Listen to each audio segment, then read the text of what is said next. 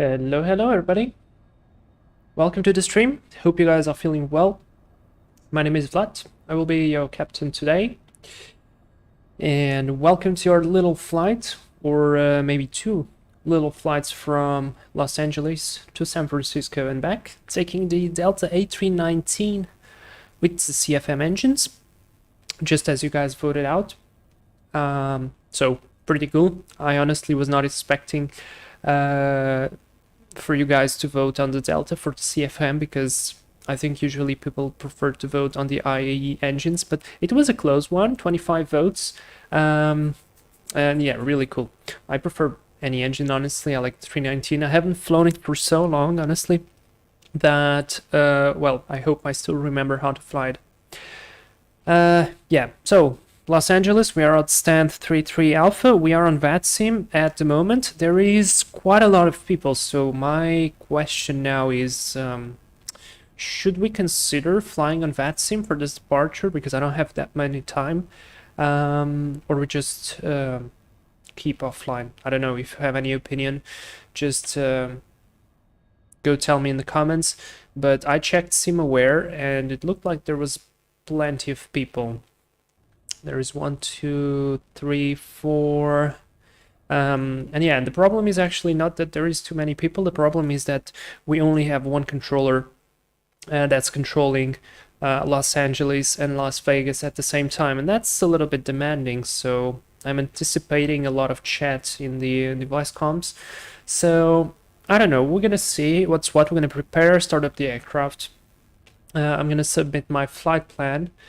And then we're gonna see if it will take a lot of time or not, so that's all right. So first I want to just quickly insert the flight plan into VATSIM to the system so they can see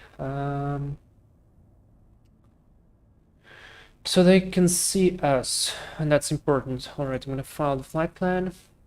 We're gonna fly real time, real weather. Morning now, I think, in both San Francisco and Los Angeles. And yeah, and this is our...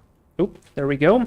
Somebody already contacted us. ACARS, call sign and equipment. This is our route. Oh, we already have a squawk. Remarks cleared, summer to departure. Climb via seat accept.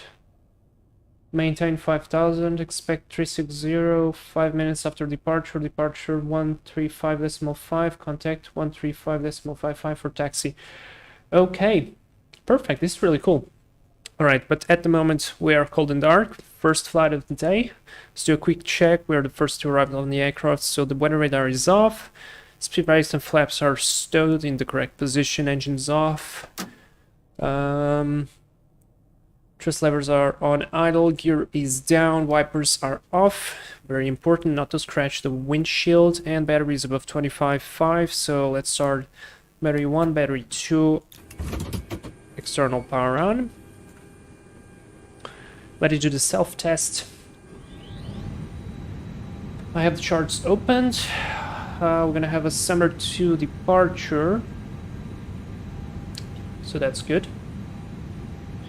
And yeah, while it does that, I don't have the charts which indicate me very well. Where are we? I think this is like what, Delta? Yeah, this is Delta 10. So I'm gonna write that in my notes. Delta 10. Self-test is complete. Now let's go to the overheads. Crew supply on, ground control on, do a quick CVR test. There we go. Oops, IRS to nav. Oh, this is gonna take that many time, really? So I think as this is an old A319, we have to wait for the unbed to extinguish. I might be wrong though, but I'm gonna do it nonetheless. Emergency lights on, no smoking auto, nav and strobes on auto. This can go off, this can go off. We're gonna use a backflow normal. Fuel pump's gonna go off at the moment. Fire test, no, I can't hold it, and At the same time, I'm gonna do the engine as well, please, to make sure that we have the warning there. Lights all extinguished, and on the maintenance panel all white. That's good. Now again, this goes up. We're gonna do already these two auto. Turn off the lights here. I don't think we're gonna need them. At least I prefer it this way. Constraint mode, plan 20 miles range. And what do we have here? I'm gonna remove this. I'm gonna stick with 1228 for the moment. We have a squawk already, so let's set that in. That's 7667. And we're gonna go for transponding. There we go. And let's start by loading everything. So because we are in the States, I'm gonna try to use the correct units. I'm used to use kilos, but we have the aircraft in pounds, so I'm gonna try to use everything in pounds, although my load sheet is in kilos, so this is gonna be fun. Anyway, I have my calculator, my trustworthy calculator with me to convert everything. And we're gonna go here, just check. We have the fuel. We have a lot of fuel though. I don't think we need that many fuel. Let's say the aircraft has like 7,000 pounds, and comparing now with the OFP, we need a total of 5,317 kilos. That's 12,500 pounds. So let's request 12 and 800. We're going to request fuel. We should have the truck there. I think you should drive and start refueling us. By the way, yeah, you might have asked, or you might be thinking, oh, nice. Nice shot. I am running the Carda engine mod. It does have a very little visual bug, as you may notice. It has this black whatever it is, but it disappears as soon as the engine starts to rotate, even if it's windmilling, so not a big deal to me. I'm gonna stick with it. So yeah, 12.8 on the fuel. I'm gonna leave that in. And now we should load the passengers. I'm gonna load the passengers through the menu. It's gonna be easier. Everything is in pounds. So our zero fuel weight is 650.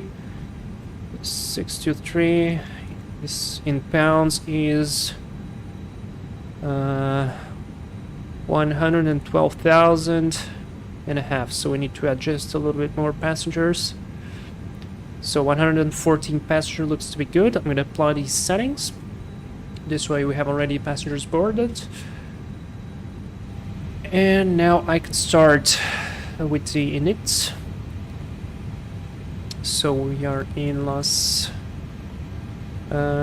Angeles to San Francisco.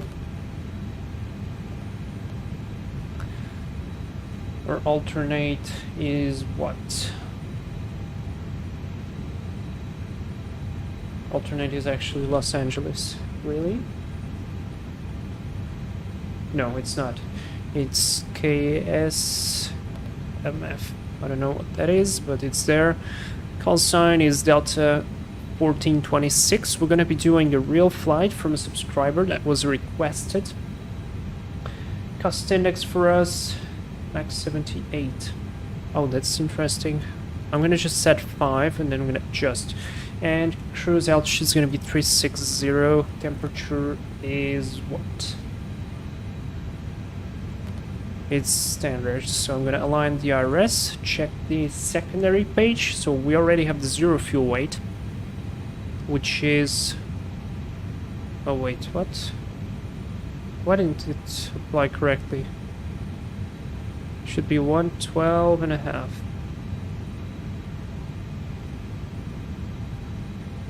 Like this, let's apply. Let me see. No, it doesn't change. Okay. So 112.5 and 28.6 on the CG. Fuel is still being loaded up. Oh, it's already. Oh no, wait, not yet. Alright. Sorry for the WhatsApp notification. Silence that. Excellent. And now we're gonna go for the route. Just set the fuel here, 12.8.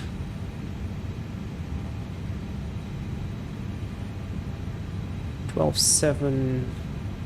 Alright, I'm gonna take that. That's still more than we need. 12.7. Refueling is complete, so seatbelt sign on.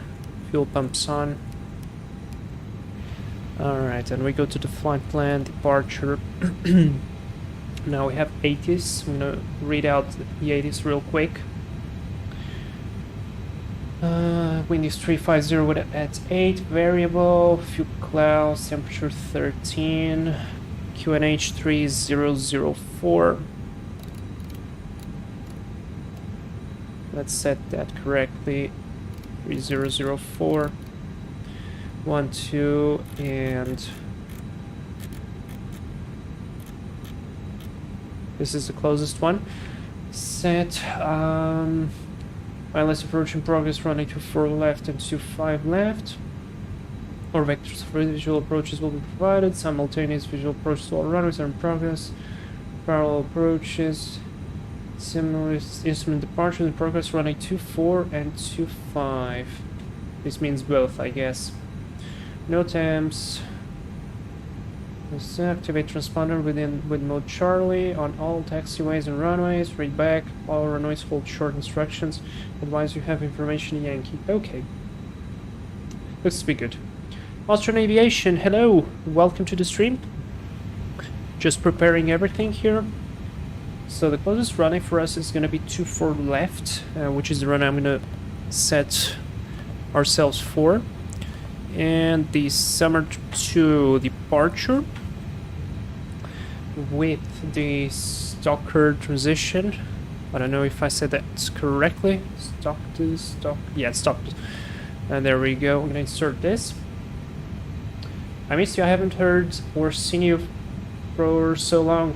Man, thank you. Well, basically, I dived into becoming a real pilot. So I had to work like a lot, and I still have to work a lot and study. But I missed YouTube as well so much that I decided to return. So I'm gonna have exams actually like in 2 weeks. But I don't know. I still like this so much that I decided to continue. And also, thanks for coming by, and hope you are well. All right. And then we have already the arrival into San Francisco, runway 28 right, via the SFO-LAX, and the point is what? I don't see the point there. Can I do Surfer? Alright, and now I go San Francisco, ILS-28.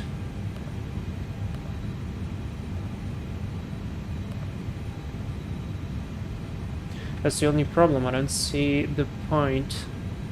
Departures, arrival, let me check the charts real quick for the arrival. Looks like it's Eddie, so we're gonna use Eddie then. And ILS-28 right. Yeah, Eddie, it will be.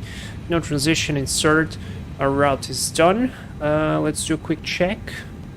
Click on the flight plan, there we go. GPS primary, this is good. Do a quick check, so straight in departure to the north. Yeah, this looks good. Nice. Excellent. So initial climb, I think it was 5,000 as by clearance, if I recall correctly. Yeah, climb via seat except maintain 5,000. That's correct. Alright, perfect. So this is all set up.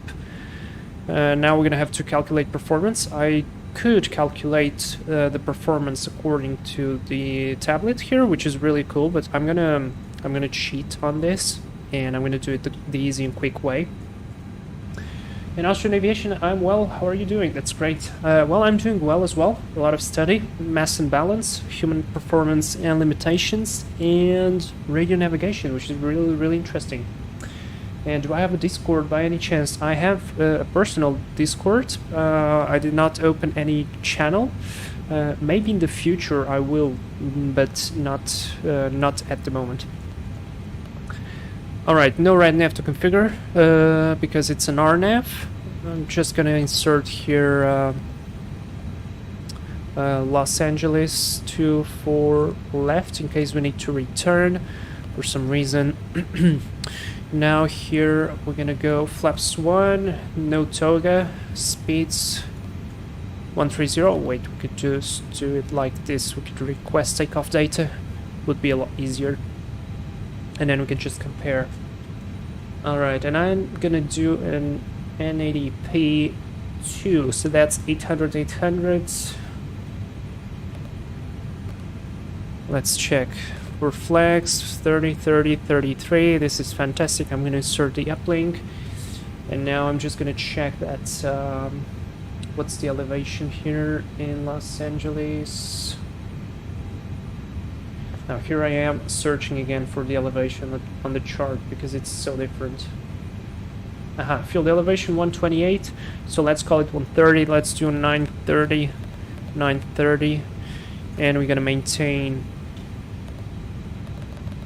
Why can't I insert that?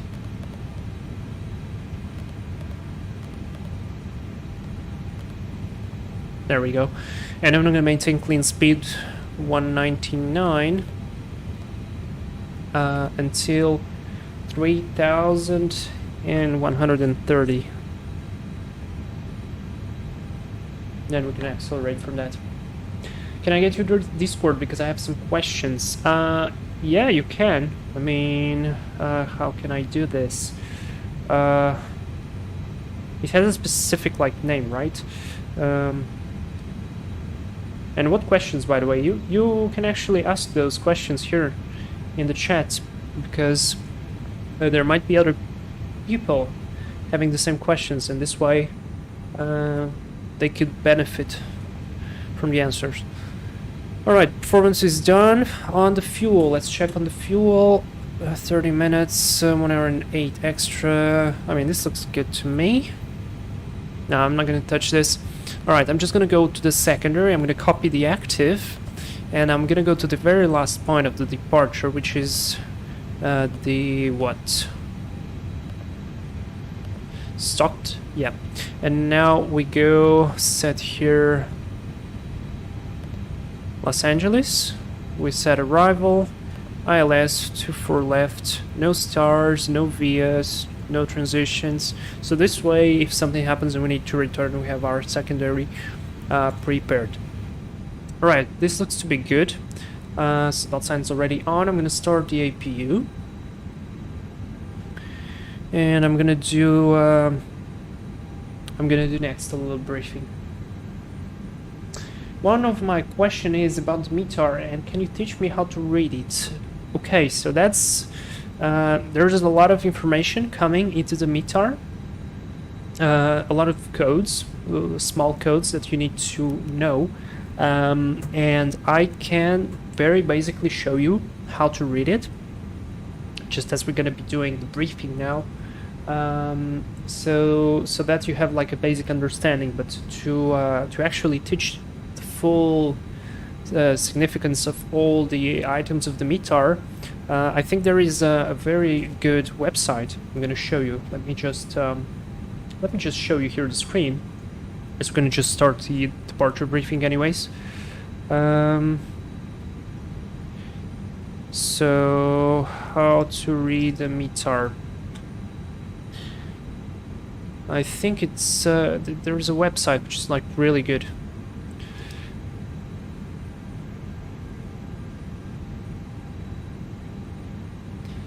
which I now can't find. But I mean, honestly, any of these is good, because they should have the description of everything. Like for example, these are the codes which can appear in the METAR, and you need to know basically all of them by heart, how to combine them. This is what you should be looking at.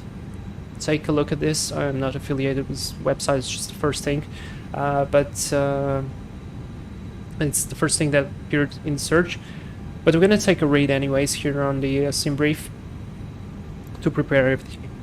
And anyways, let's do the departure briefing, guys, real quick. So the system of the aircraft is good.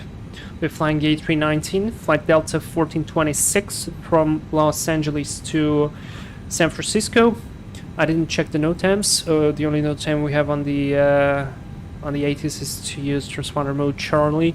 I don't want to search for the NOTAMs here. They are all here, but I'm just gonna save time because I need to study.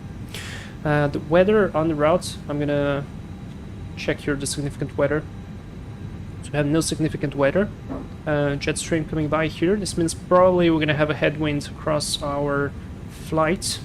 If I set here the wind barbs, we can see it's gonna be a headwind all the way until San Francisco. That's good because it means we're gonna arrive quicker on the flight back. The weather looks good overall. You can even look at the infrared satellite. Almost no clouds there. No NTI is required. I'm gonna be using terrain radar on my side because we have a lot of mountains close to our departure airport. And weather radar on first officers. As for oh yeah, I wanted to show the METAR. So this is the METAR. I hope you can see it well. I'm gonna zoom in a little bit more. So for example, this is the METAR. So first of all, we see the day of the METAR. In this case, today is 10th of February, so that's correct. Then we have the time at when the METAR was created. In this case, is 1553 Zulu.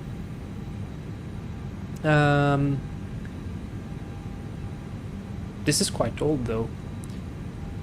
Wind is 0-10 statute miles of visibility. We have a few clouds at 8,500 feet. Temperature is 12. Dew point is 2. QNH 3023, and we have a remark with some kind of notes here. Why do I feel like that's an old METAR? Can I check this website? This usually is the latest. Yeah, see, for example, this one is more updated. So it's the same principle. 10th of February at 1653 issued.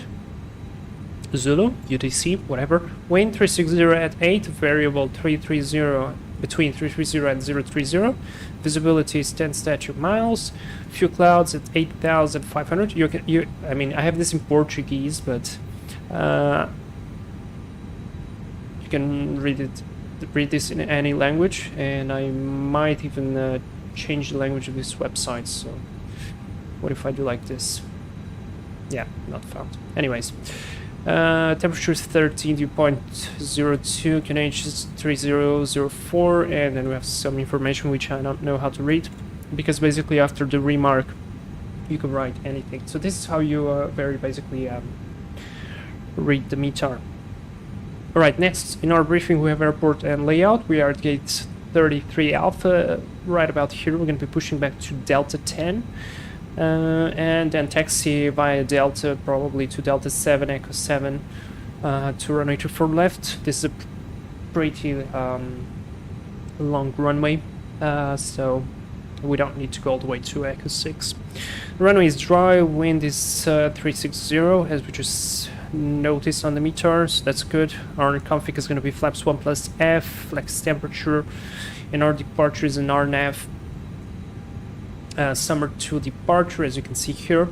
In this case, we're going to be departing from this runway here.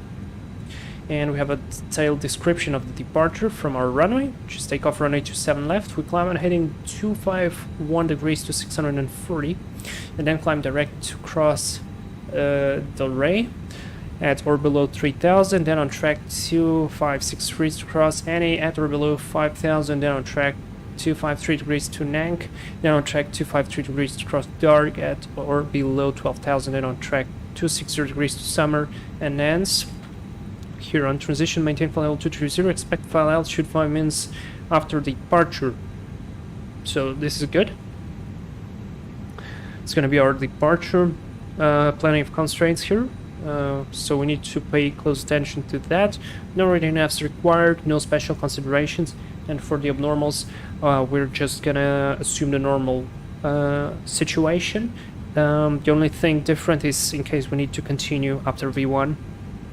We're gonna continue straight ahead into the sea, climb to at least 5,000 feet, and then we are gonna request vectors or something to return back, and obviously time to assess the situation. Are we overweight for the landing? No, we're not overweight for the landing, so we can just turn back and land with no overweight. And I think we have no other considerations for the briefing. Do you guys have any questions? Ask those in the chats. And I think that was a good briefing. So we're good to continue. Alright, APU is started. Let's go for APU bleed. Hello, how are you? Hope you're great, man. Was it your flight that you flew for Delta on the A319 from San Francisco to Los Angeles? I think it was you. Austrian Aviation, sorry. Do you have the X-Craft's Embraers for X-Plane 11? I can't find any Embraer, the X-Plane 11, and I need. Yes, I do have the X-Craft's Embraer, the E190.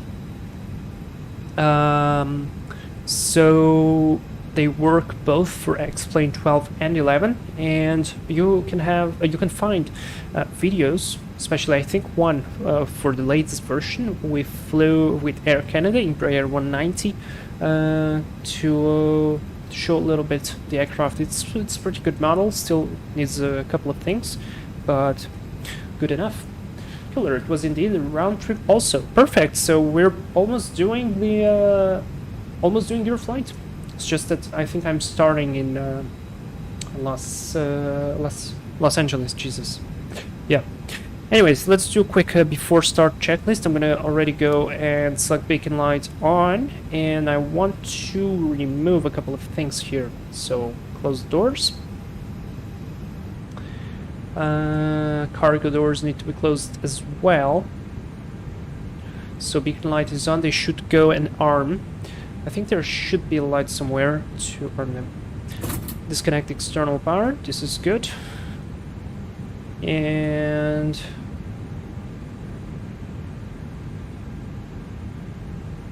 I think there was somewhere a button saying close and arm. Ah, there we go. Arm doors and cross check. There we go. That's it. Just waiting for the cargo. And while that, we're going to do the before start checklist. Beacon lights already on. So the cockpit preparation is completed. Gear pins and covers are removed. Signs are on and auto. ADRs. For the ADRs, we have to go into data. IRS monitor. Check all three are on nav. That's on nav. Fuel quantity, we have 12.7 on board. It is balanced, which is good. Oh, one thing I forgot to do is just do a quick check here. So we have oil. This looks good. This looks good. This looks good. We didn't do the battery check. That's okay. We have hydraulic fluid. APU is running. Oh, this is all in Fahrenheit. RIP. I don't know if this is too hot or too cold. Sorry. Alright, doors are already closed and armed. The wheel is good. Flexuals off. And no status. Or recall is checked. Alright, takeoff date is set. Bearer reference 3004 is set on 1, 2, and 3. And below the line, windows and doors are closed and armed. Actually, all of them armed. We can close as well the taxi door. Sorry, the cockpit door. Jesus, taxi door. What the hell? Beacon is on. Mobile phone is. Yeah, mobile phone is off. Thrust levers are on idle. Parking brake is set indeed. Before start checklist is complete. And let's go call better pushback. Ground to cockpit. Where do you want us to put you? Can I just take a look real quick if we have somebody around us? No, we don't have anybody, which is good. And we're gonna come here. Hit enter. Ground to cockpit. The tow's driving up now. Perfect. I'm gonna toggle jetway.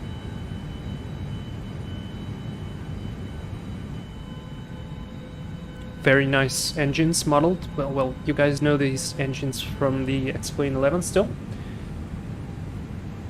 Do you think I can try using your E195 because I fly for Austrian Virtual and if I like to buy them? Well, you can't use mine, but you can find basically a mock-up of the E195 or E190, whatever E-Jet family, I think, to download from the Xcraft's website, so you can load the model on your simulator and you can see how it looks, and if you like it, you go with it. And if not, you just matches are closed. We're connecting now. You just don't buy it. Alright, so do we have anybody else? We had to contact 13555 for taxi, so we're not ready to taxi yet, but I'm gonna go ahead and reselect the frequency here already. So it looks like we ended up using that sim. Not bad, not bad. Good morning, United 564, follow 320. 564, good morning, man. I'll contact on 320. Toes connected and bypass pins inserted. Release the brakes. Alright, brakes release, clear to push. Okay, push is commencing. Go ahead and start the engines.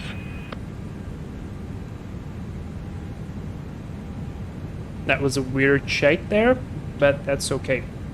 Alright, overlock time set. 1057, climbing 1,800 for 4,000. Let's go start the engines.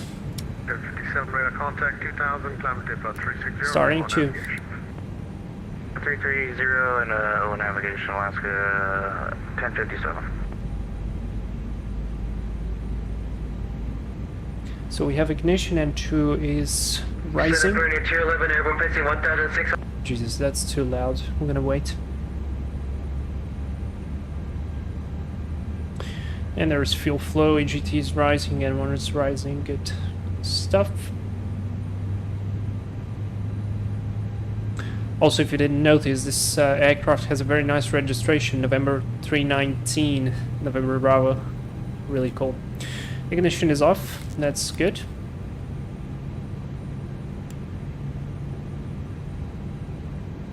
I'm waiting for the avail light. There we go. Starting 1. There's the ignition and 2 rising.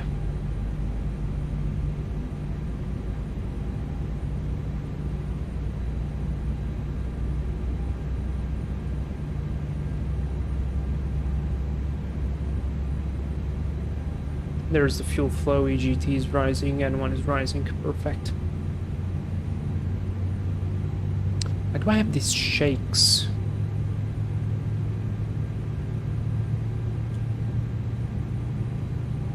I don't understand.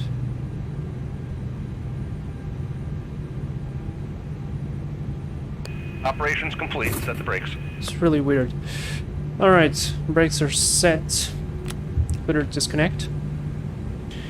And by, we're disconnected. And we have a good start on the engines, so let's do an after start flow.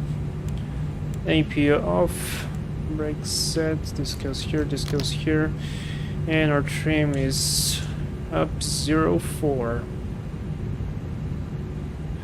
Do a quick flight controls check, full up, full down, neutral, full left, full right, neutral, rudder, full left, full right, neutral, perfect.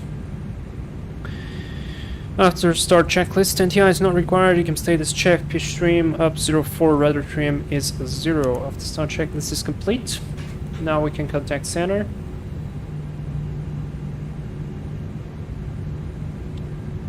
Toes disconnected and bypass pin removed. Signals on the right. We'll see you. Let me check, we have information Yankee. Alright, that's good.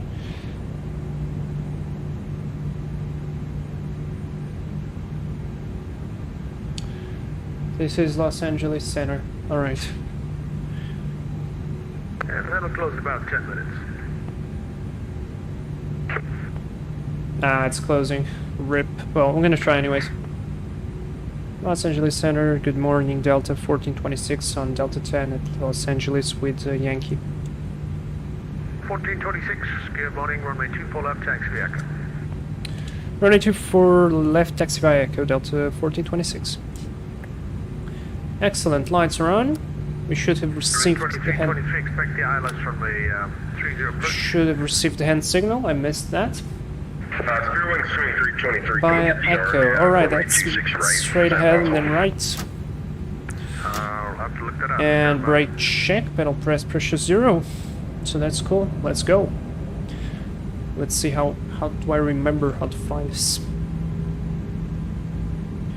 What do I think? No, this is all good. LA Center, American 156, 157 on the ground at Hotel 6. Spurwings 2223, yeah, it should be okay. Cross mids at 4000, cleared on runway 26 right approach. Okay, we'll cross mids at 4,000. We're cleared RNAV runway 26 Clear left, right. clear right. That was actually quite Who else is calling? quick.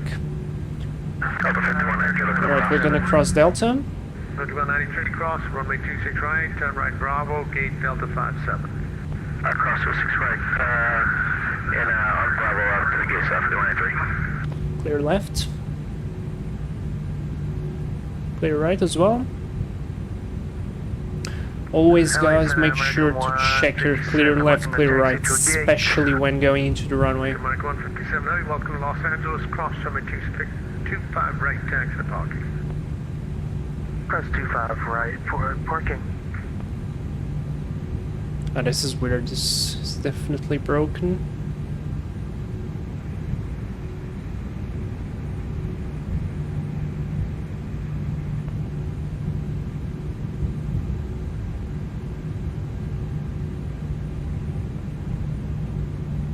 Jet 202, wind calm, runway 27, clear limit. Airline 27, Visitor 22.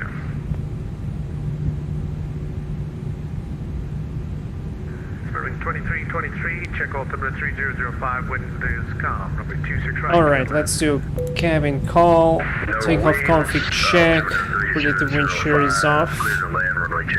Now it's on, let's do before takeoff below the line, flight controls checked, flight instruments checked, briefing confirmed, setting, flap setting 1 plus F is set. FMA takeoff data, so we have climb nav, takeoff data is set, and check transponder, transponding 7667 set, you can memo takeoff no blue, before takeoff below the line. Alright, so this is Echo 7, this is what we want. Actually I want the next one then.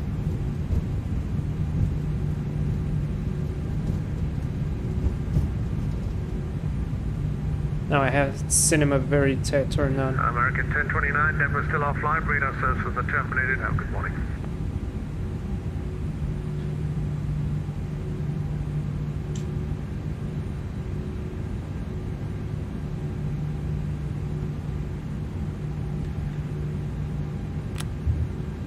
Los Angeles Center, Delta 1426 at Echo 7, ready for departure. American 1029.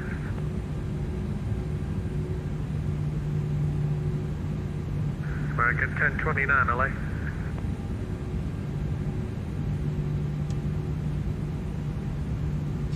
Brake temps look good. 4129 clear, 206 left.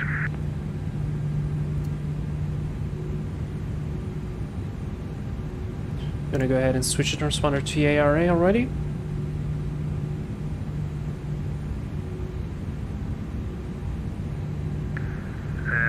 Southwest 4121, cross runway 26 right, straight ahead, through Bravo 5 to gate Charlie 1, Charlie 7, I think it is, correction, Charlie 21. Charlie 21, cross, So you see the engines now look good, and, without problems, so... Charlie 21, 4129. Los Angeles Center, good afternoon. We are Hyper Seneca over the Parker VOR at 10,500, request VFR flight 1. Yeah, unfortunately closing up soon. Let's give you a squawk code anyway. What's your destination? We are en route to Fresno Chandler.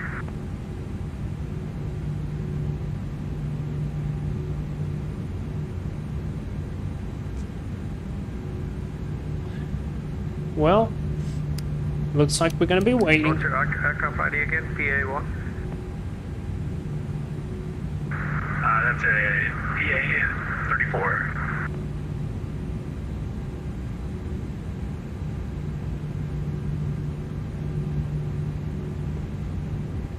Fun fact that Los 365, Mike, squawk 7. Los Angeles there is a place called Chicken plus Beer, and you'll never guess Alpha 777, I expect the island what they sell. Isn't it just chicken and beer? Making Euro. Hello, welcome to the stream. If you don't mind, please speak in English so everybody can understand. Across Prenote 8000, cleared ILS number 26 left approach. Prenote 8000 cleared ILS 26 left approach, Southwest 1389. Did he forget about us? I mean, I can't. 365, Mike, radar contact 10,500, standby. I always have this in VATSIM. Controllers forget about me.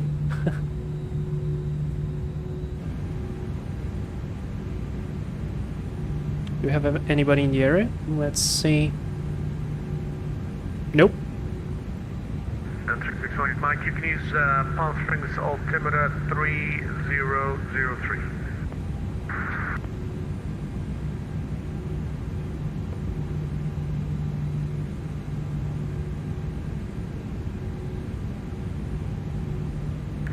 Center, good morning. Voyager 119, I flight out of information Yankee. Market 1029.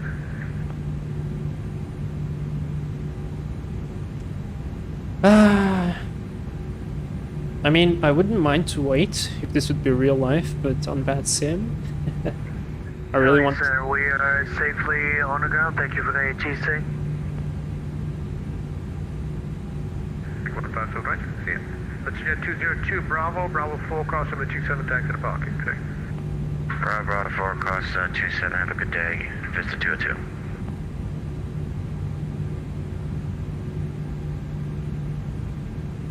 Delta 1426 on Echo 7, holding running to for left, ready for departure.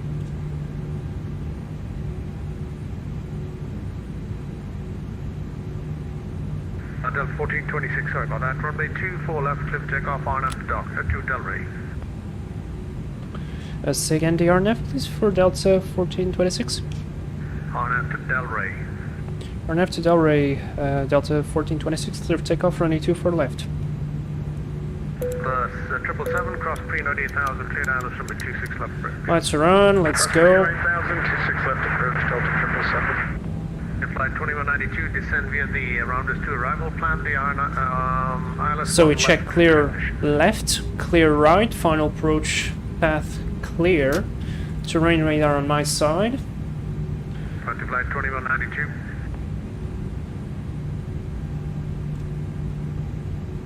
Alaska 702, descend via the rounders to arrival, plan the RNAV, runway 1 left transition. Alright, we'll descend via the rounders to arrival. Montana Center, good morning, Gold Track 55, FR2 Honolulu. Let's stop here real quick. And let's go. You guys are ready? Hit the like. 50% stabilized. Rona on. Man flag 68, SRS, runway, auto thrust is blue. LA Center, Delta 467 is with you at 30, flight level 3. Thrust is set. Airspeed is alive.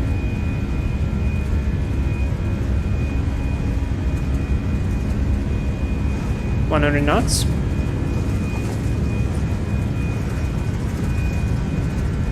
V1, rotate.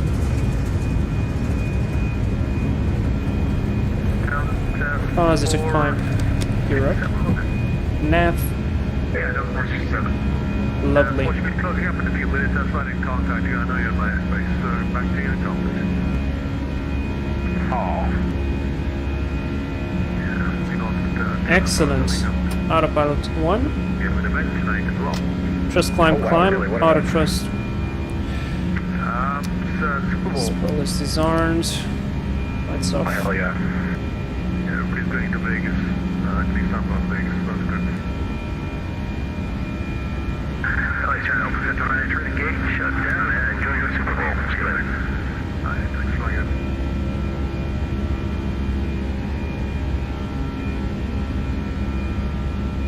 S speed, flaps 0.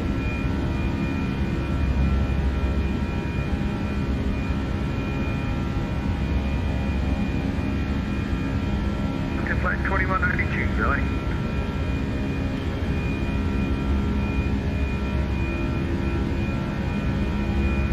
Delta 1426, airborne passing 3,300. Delta 1426, radar contact, 3,600, climb to 5360. Second climb altitude for Delta 1426. 360. Flying 360, Delta 1426. 360. Los Angeles Center, UPS 13, having a good First morning. climb. Ontario for taxi. After takeoff, checklist landing gear is up, flaps are retracted, packs are on. After takeoff, checklist complete. 6 right, UPS 13 to me. For it to change your call, we're getting closing up here. It will do, thanks. Right, Los Angeles Center, Delta 31, can we get flight level 320 for a mile altitude? radar sensors, all aircraft. Radar sensors are terminated. LA Center will be closing out the air. You guys want to follow the event? That's coming up in about 6 hours from now. See you there. Do that. Thanks for being easy. Bye. Bye-bye. Alright, over to 1228, that means. And it means as well we're gonna go unrestricted, so open climb. Perfect, let's try to catch the lost time on the ground.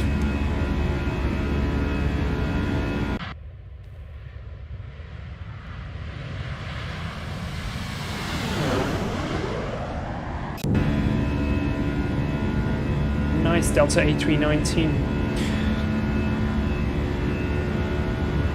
Alright, so I'm gonna go the right reason, because why not?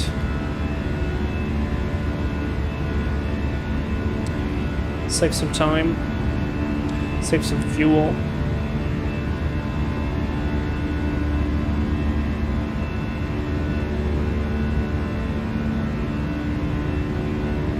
$10,000 feet, lights are off.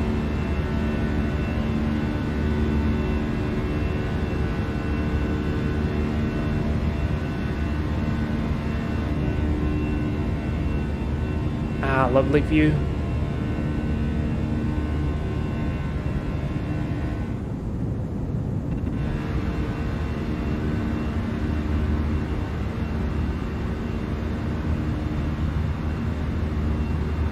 Very, very good. And now I'm gonna take, this is about a 50 minutes flight, so probably because of the headwind it's gonna be an hour flight, but I need to prepare the flight back, so let's go ahead and edit the flight for the return flight. So I just have to switch departure and arrival. It's gonna be the same call sign. They even use the same call sign in real life. Found that very interesting. And what else? I think that's it. I'm gonna wait to generate the flight a little bit later. I still have the OFB opened on a second page. And I hope everything is running smoothly on stream. Looks like so. So that's fantastic.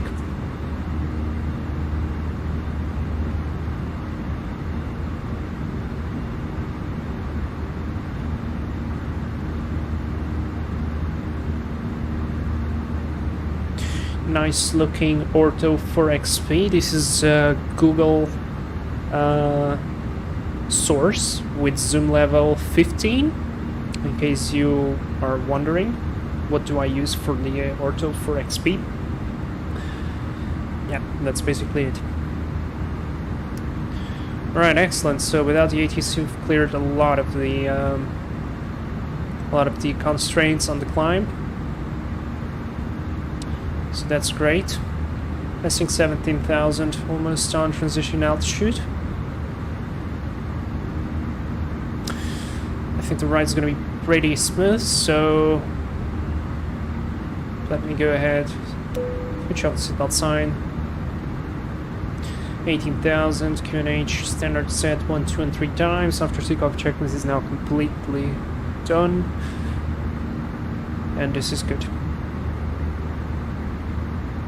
And is able to rain on NZ for now. Just leave on the airports as well. Looks good. Looks very good.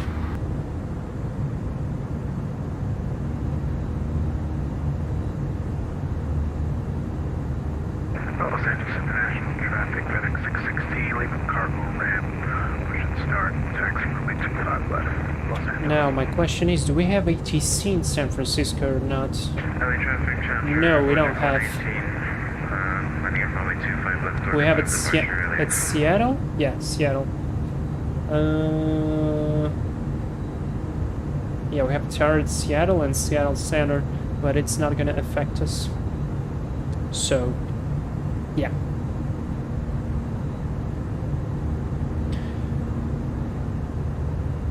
I don't recall doing this flight. Maybe a lot of time ago, in flight gear times? Maybe? Oh, there's the headwind I was talking about. See, this is the importance of the pre-flight briefing. This way you already have a mental picture of what is going to be happening. And that's very useful and really good. Also, guys, for the most interested ones, I've been trying in the past days, just a little bit. So because I have to study a lot, what I do is I take the King Air, the 350 from Airfoil Labs, or the other one. By the way, if you love King Airs, last video I posted is a tutorial of the freeware King Air C90B with the G1000. Take a look; it will help you out to develop your King Air skills and to fly the aircraft appropriately. But yeah, so what I do is I basically pick any random flight that's like 3 hours or 4 hours, and I just insert direct to from airport A to airport B, and I do the flight, and while the flight is happening, I'm studying, which is really cool because you have that white noise of the engines, and kind of cleans your brain. And so I decided to, why not try going into London City Airport? Because believe me or not, I have never ever tried to go into London City. Like, you might be saying that I'm stupid because what flight simmer did not go to London City at least once? Well, I didn't. And so, well, I did that flight of 3 hours or something to London City, and the landing was horrible. The approach was bad, it was raining, it was at night. First time there, of course. I kind of messed up the setup of the autopilot because it has a logic which I cannot understand yet, because sometimes it works, sometimes it doesn't. And I am the culprit, obviously, because, well, it's just a computer, right? It will not do something on its own. But yeah, it was quite a bad approach. I mean, the approach was okay, the landing was terrible. I bounced, landed, yeah, very workload heavy. So I decided to go into the internet and search what aircrafts were certified to land at London City, and actually the airport has a web page itself that shows what are the aircrafts and the operators that operate those aircraft can land there. So it is really cool. You can literally search for all the, like, the private, the charter ones that can fly to there, and which models do they take. So I found that interesting. The King Air 350 was one of those. The C90B not one of those, but I'm pretty sure it can land there. So in the sim we might do it. But yeah, I got quite excited about the London City, and because I've never been there, I decided to, well, train a little bit, and I made a few circuits there. Well, the first circuit was quite bad. The second one was better, so I am thinking about eventually doing a stream with the King Air, the 350, where we go to London City and we depart out of there. I don't know, like with some businessmen there. Might be interesting to do. And also this made me very interested in the steep approach capabilities for the Embraer, because I have the Embraer, the E190 from X-Crafts, and they said they were working on the steep approach capability after they released the last update, so that's really cool as well. So yeah, to begin with, I think we might do a stream first with the King Air into London City and back. It's gonna be like our, I don't know, training stream, whatever. And when X-Crafts finally releases the steep approach capability, I think we might go there with the Embraer. Would be pretty cool, I think. So that's a couple of things that I've been thinking and trying in the background. Cabin is pressurizing, that's good. And I'm just enjoying the view because the view is really cool. So yeah, that's kind of basically it. What you guys think? I think London City is cool. Definitely challenging, and I've been watching real life spotting videos from London City. There is a channel, I think it's like RAV Aviation or something like that. Probably the guy lives in London, and he has quite a few videos of London City spotting from different perspectives, and it's really interesting. Like, for example, the British Airways Embraers, they don't even use reverse on landing, so they already have that so well calculated, and the landing itself sometimes is so smooth. They just don't even use reverse, even in windy conditions. And not only windy, wet as well. It looks like we're getting a little bit of turbulence, so I'm gonna have the seatbelt sign on. Scenery's quite something, and I'm just glad this mass of clouds is there and not here, because we finally get to enjoy a little bit, because I know this coast is beautiful, but last time we flew on the Delta 350 to Las Vegas, yeah, our departure from San Francisco was pretty bland, fully covered in clouds and so on. Oh, there's an airport there. Yeah, this might be an area to explore, or on something smaller as well.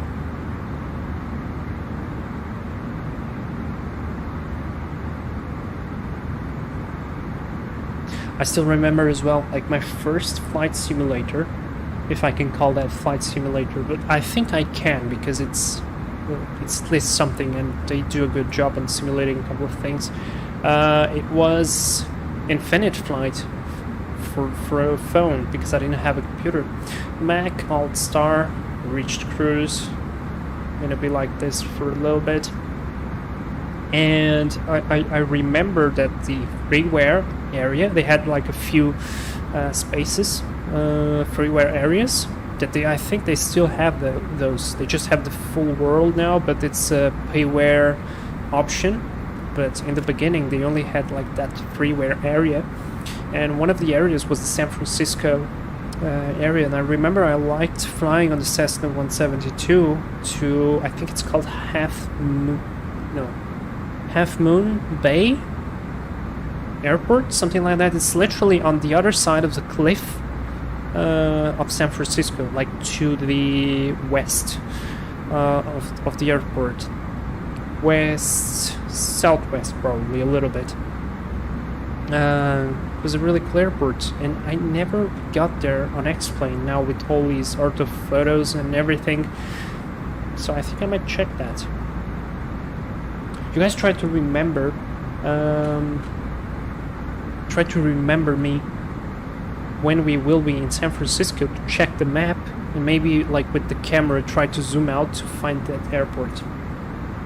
Cooler, you did a London City flight on a DC-3? You mean a real one? On a DC-3? Into London City? Oh my god. That must be insanely amazing. I actually like a lot the DC-3 because that beast can land literally anywhere on a very, very small runway as well. There's another airport there. And it's, I don't know, it's really cool. I love the sound. Oh, in X-plane. London City, you don't think London City accepts that plane? Well, one thing is for sure, I am 100% positive that the DC-3 could land in London City. Like, I'm pretty sure. If you put the gear down, the flaps full. I mean, I never flew on the real one, obviously, but at least from the sim, I think it can be done. Although the only problem I see there is that the engines take a little bit of time to spool up, so you cannot go on idle there. This A3 flight I did take was from Cairo. I mean, I can't see because of this card symbol for the YouTube chat, and it basically takes away space, and I can't read the full message. That's really annoying. Anyway, we have what, about 100 miles to top of descent. Our arrival is already planned. Let me just check the charts real quick. So this is a very simple star surfer for arrival. I guess this is how you read it. And we're gonna go for the ILS-28 right. I don't know why can't we go for the ILS-27, because it's closer to us. Can we accept 27? Oh, sorry, 28 left, which is not 27. I wanted to left, not right.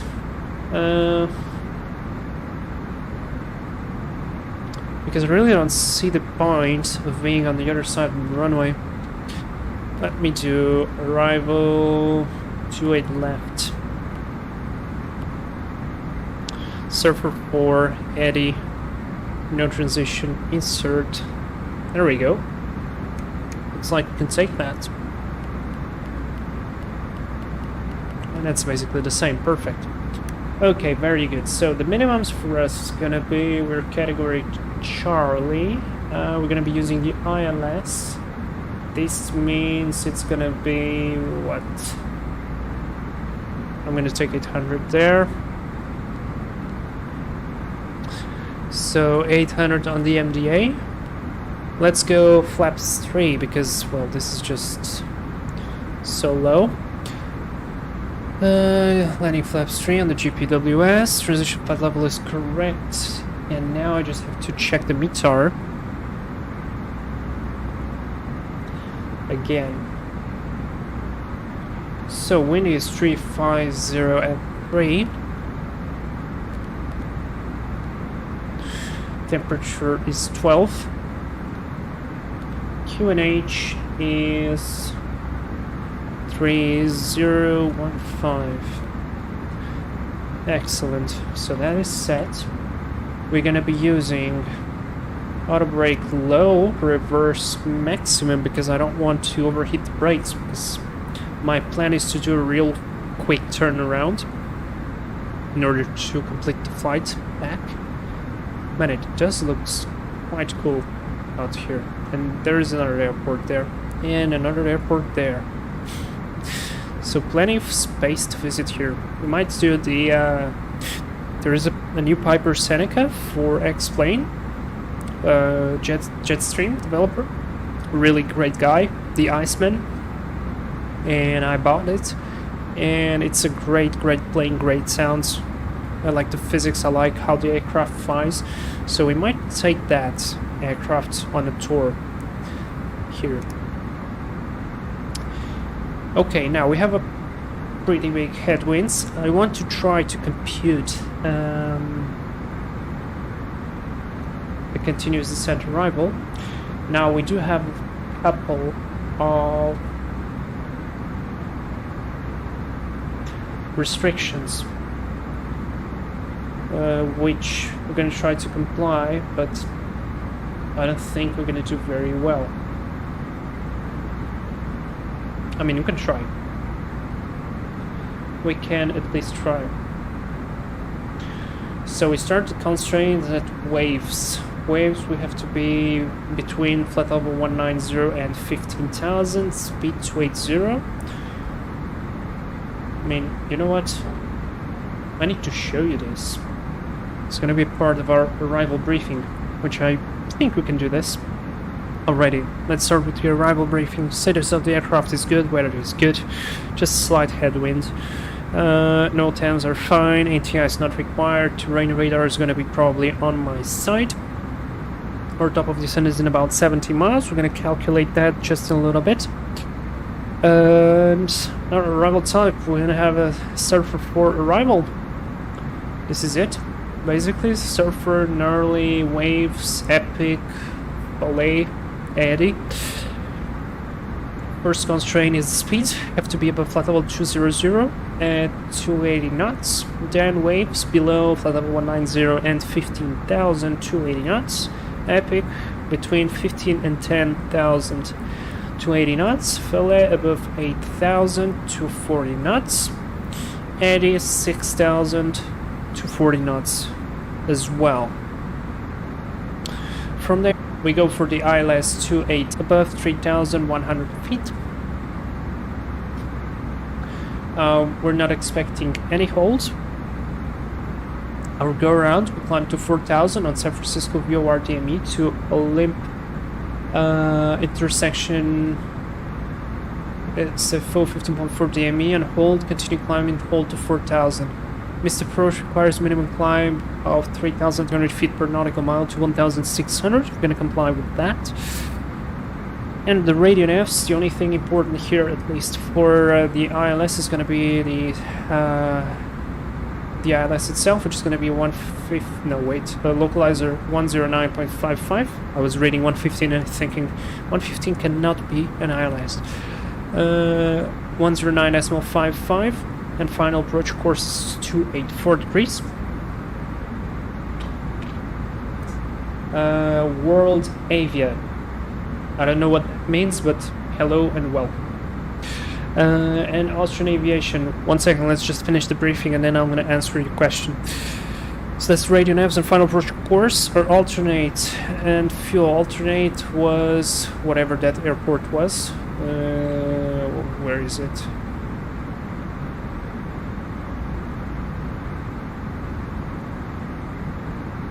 This is the alternate. Mike Foxtrot. I don't know what airport is this, but we need just a little bit of fuel to go there and 24 minutes away. Pretty cool. Our config is going to be flaps 3, low brakes, and max reverse. And I anticipate... where's the airport diagram?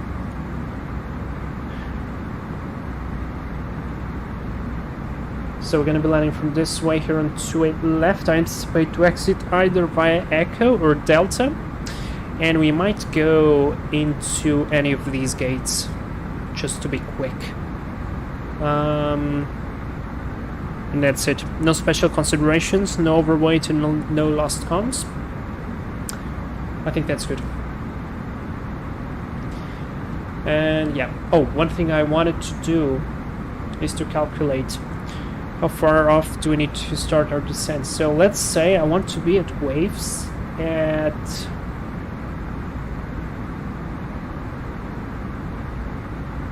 what? Well, let's do 190 at waves. So 190 is 19, we are at 36, 36 minus 19 is gonna be, come on math, 27. No, correction, 17, Jesus. So 17 times 3, it's gonna be 54. No, 51, sorry. It's 51. And now we should add some space for to the speed, but we have a pretty strong tailwind, so you know what, I'm gonna go 56 miles, just that. So we're gonna go to Prague. Actually, first of all, I'm gonna copy the active flight plan, and I'm gonna go waves.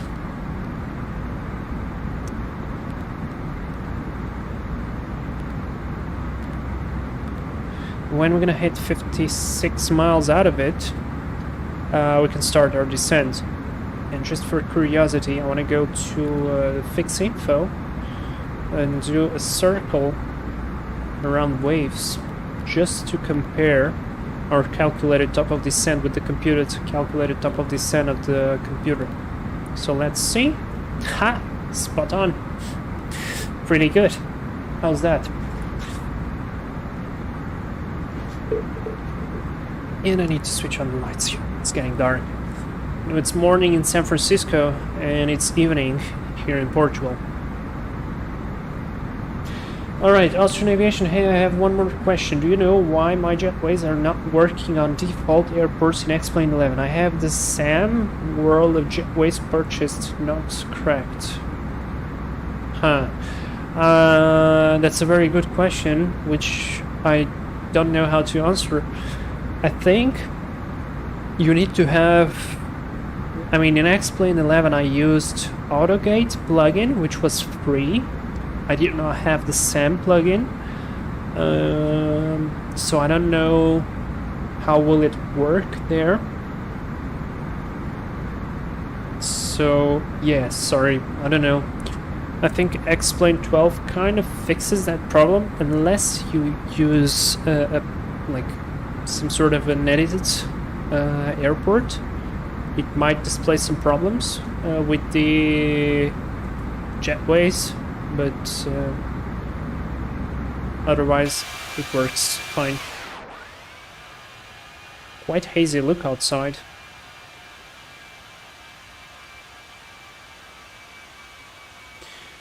But I think that I need to download scenery in order for the free to work. I don't know. I really don't know. I think X-Plane 11 does not support the jetways, the working jetways by default. X-Plane 12 does, but the 11 doesn't. So you require some kind of plugin, and I might be wrong, but I think the SAM only works for some airports. But I mean, you have the payware one. I don't know. Sorry, I really don't know.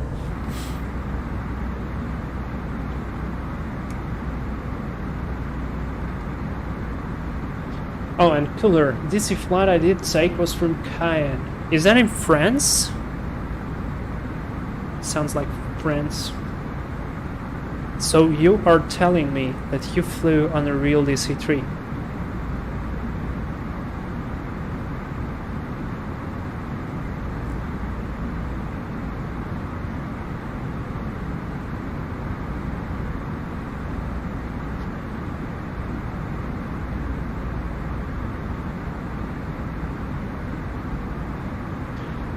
So, looks like as our top of descent is basically the same as the calculated one, I'll just go with the calculated one.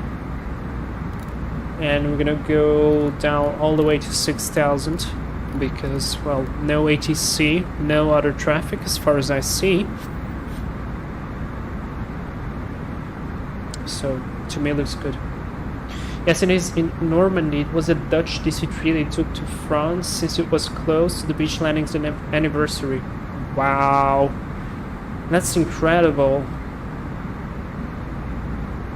Did you got to see the cockpit?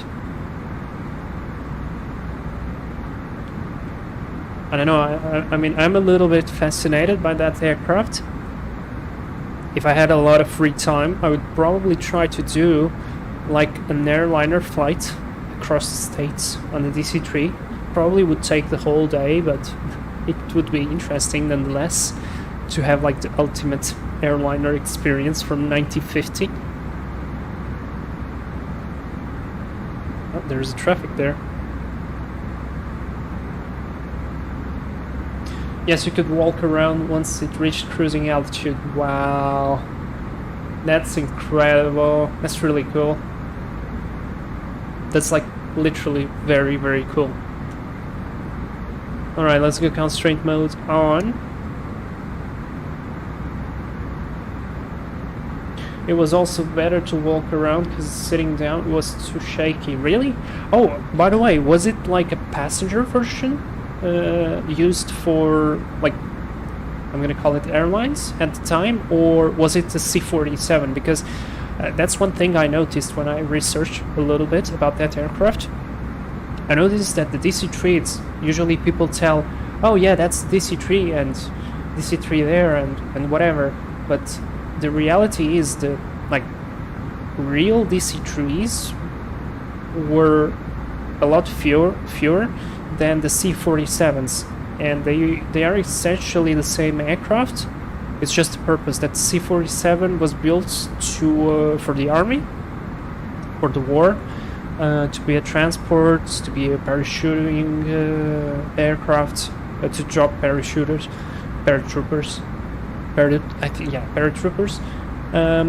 So yeah, was that a C-47 or like a real DC-3? Because for some reason everybody remembers the aircraft as the DC-3, when in fact most of those were C-47s. And like the number built of the DC-3s were like probably 800, and the C-47s was like 10,000. That's just incredible. Alright, reaching top of descent, I'm gonna hit descent. Perfect, seatbelt sign is already on. Thrust idle. I'm gonna turn on terrain on and deep. Quite beautiful outside, I must say. One thing I noticed, do you guys see when I move the camera very fast, the clouds kind of, I don't like that. Kind of disappear and then appear again.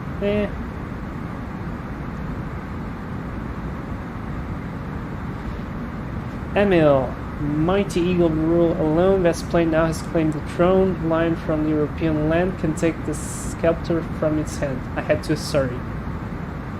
No, that was actually fine. I think it's 3J FPS. Let me try and turn it off. I mean, I have 56 frames per second now. Let me switch it off. Nope, it's not.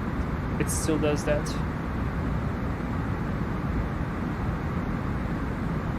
It still does that. 56 frames per second, that's incredible, and I'm streaming. Wow, okay.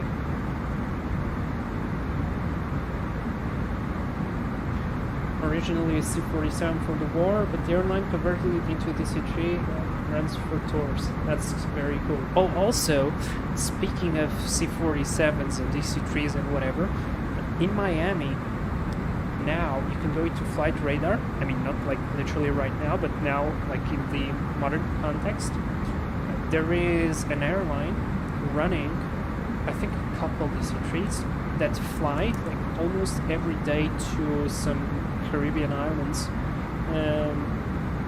and I noticed that when I put the filter into flight radar for DC-3, and I saw DC-3 like flying to Miami or from Miami to some other point, and it was like a scheduled flight. That was so unexpected. I could say unexpectedly cool. So yeah, you go to flight radar. I'm gonna try it right now, so I can prove my points. I'll go to, wait, you know what, we're in the descent, still a little bit of time. Let me switch on real quick the screen so you guys can see.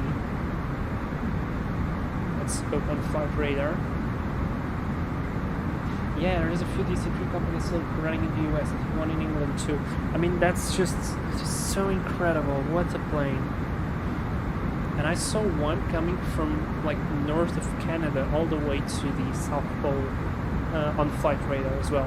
They were probably ferrying it and they were doing flights for 6 and 7 hours. Let's set filters. Custom.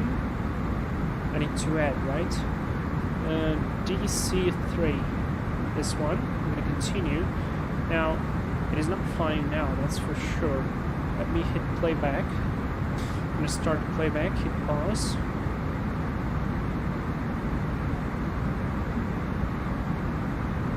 Let's see. There you go. There you go. See? Two there. So I proved my point. From Miami, this is not Miami International, to Nassau. And there's a second one. Oh, I didn't know about... No, I knew about this one as well. Fort Pierce. I think he's gonna go to Miami as well, to the same airport. No, Fort Pierce. Alright. That's cool. I didn't know about that one. I just knew about the other one that flew to Nassau. It's this one. Where is he departing? What airport is Miami Opa-locka Executive Airport. And there is a second one. Yeah, I mean, look at this. I mean, we are in 2024. My voice got quiet a little bit. Stand by. There you go. Should be good now.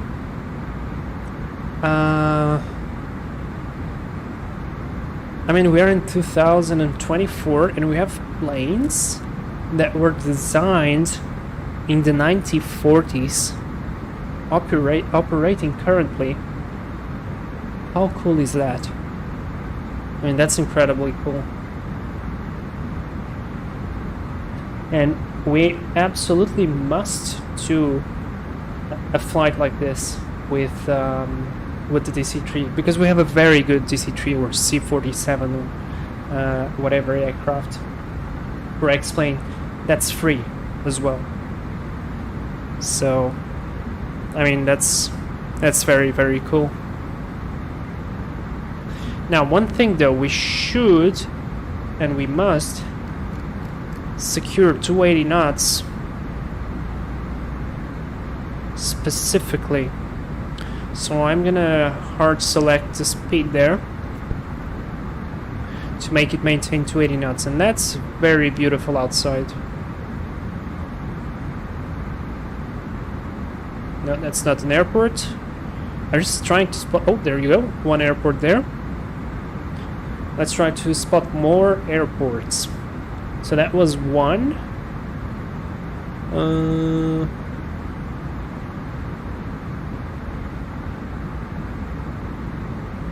That's a big factory. It's like an oil refinery. Refinery? I think that's how they're called. Nope, don't see other airports here. But it looks good. It's a power station. Oh, okay. We in Portugal have 2 oil refineries. I mean, where they treat the crude oil and transform it into gasoline and whatever. We have 2 of those. If I recall, both are active. And they look very much like that. They have huge chimneys, very, very high. That's why I associated those. This is the only problem I don't like with the Google or the photos, because they use a different resolution or imagery for the cities. When they consider that such as a city, you can clearly see the difference, and that's not very cool. It is not very pronounced here. I mean, it is, but it kind of doesn't cut your eye. But I would prefer not to have that. Oh, there's an airport there. Marina. That's a name in Russia, by the way. Cool. Cool stuff. And you know what? I don't like that cloud there. I hope we either get below it or I don't know. But I am not liking very much the look of that. Not that it's some kind of crazy cumulonimbus, but probably it will give us plenty of turbulence. Alright, so we crossed early at 280 knots, correctly in the path. Next is ways, which we have to be below 1900, which we are doing, and at 280 knots as well. So that's cool. Also, we are approaching the transition level, which means we should set the QNH very, very soon. Let me check. It's the QNH here. We're not going to be cheating. I'm going to go to the METAR San Francisco QNH 3016. So let me 301615 is the closest.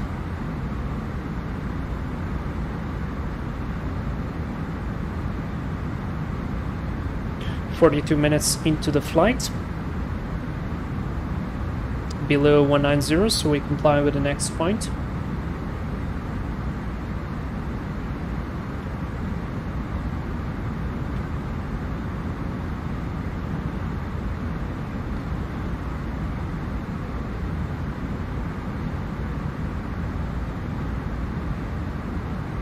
We're still adding a little bit of power because of the speed that we have to maintain, but that's fine. Alright, 3016. 1, 2, 3, and 3 set. Let's do approach checklist. So briefing is confirmed. Do you guys have any questions regarding briefing? Ecom status is checked. Seatbelts are on. Barrel reference is set 3016 on all three. MGA is 800 set, and engine mode selector is normal. So that's all good. Let me just delete here the fix info. Let me go to the prog and set San Francisco 28 left. There we go.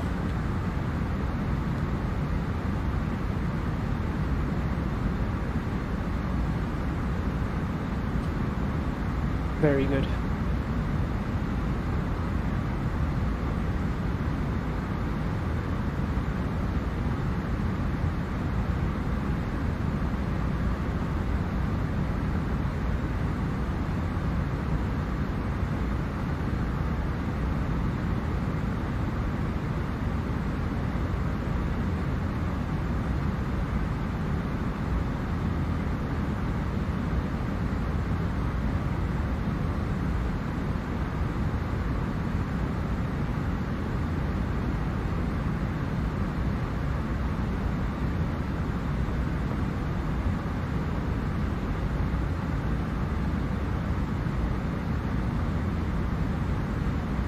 Oh, and yeah, Half Moon Bay should be somewhere up there, probably.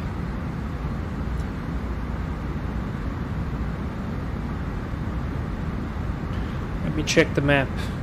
Yep, it's this one. Half Moon Bay. Correct, I still remember it.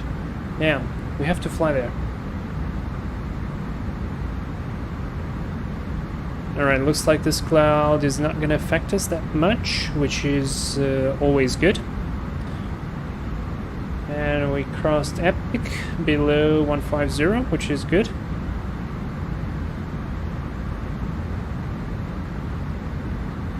Next is Foley, 240 knots. Let me try to do the next thing. Let me go to 40 knots already. So this way we're gonna use our shallow descent to bleed off the extra energy and at the same time save some fuel. So that's always good.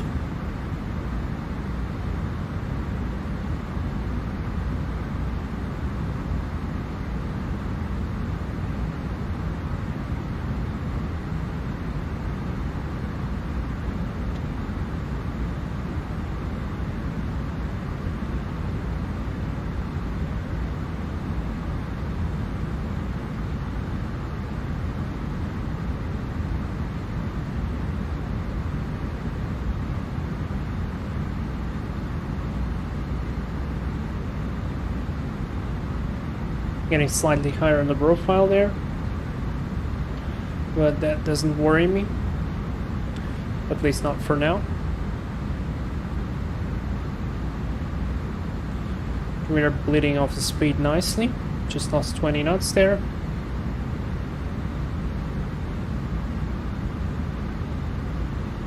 As we're getting close to the green dot range, you notice that the aircraft really doesn't want to slow down that much.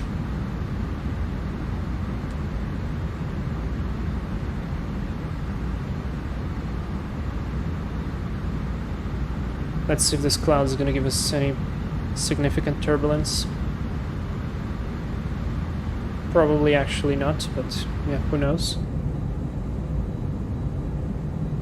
Looking good.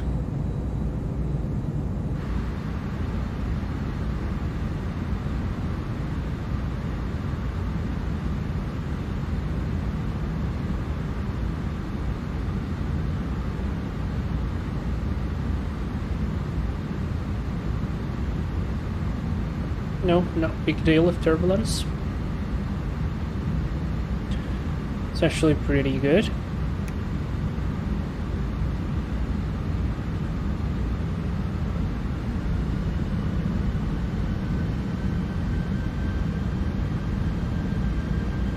Don't know why it leveled off.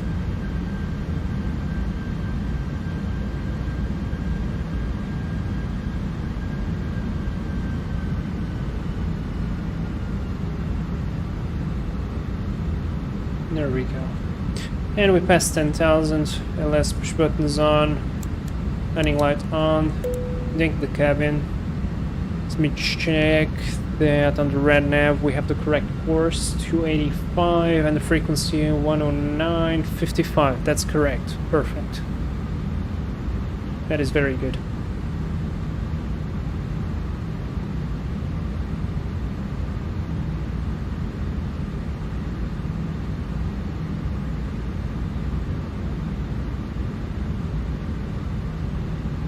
There should be an airport somewhere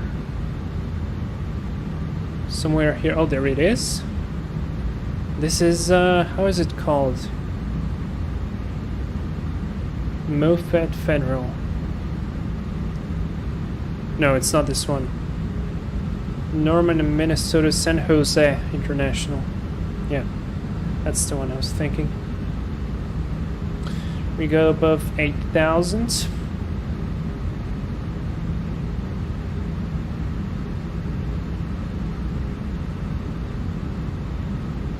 Speed out constraint.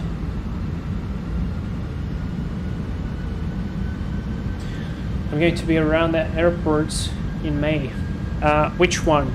That one? San Jose? Or San Francisco? And there we go again. Descend. Trust idle descend. San Jose, it's right next to downtown. Okay, that's cool. You're gonna be traveling. San Francisco too, but just to land. Okay. So I see you travel quite a lot. And let's see, 3,100.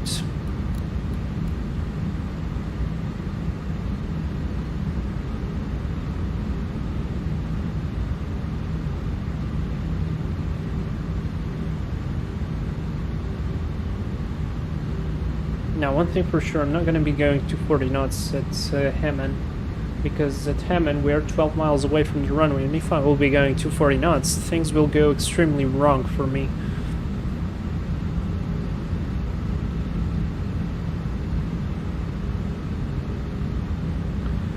One, 2, 2.8. Let's check the map around. No, we don't have anybody outside flying with us. It's okay.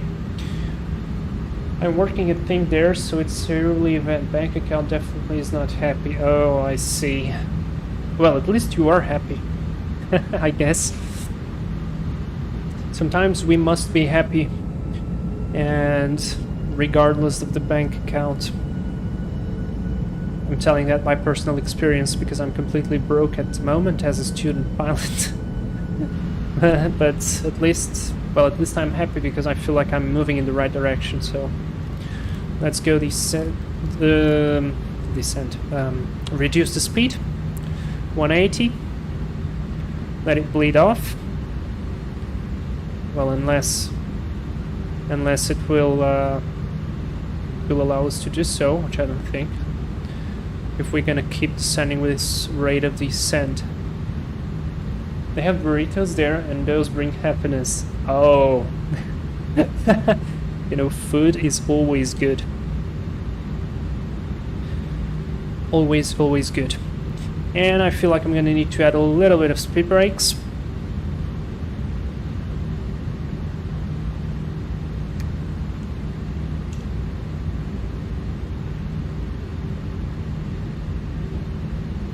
San Francisco traffic, Delta 1426, 5 miles out of Hammond for the ILS 28 left, San Francisco.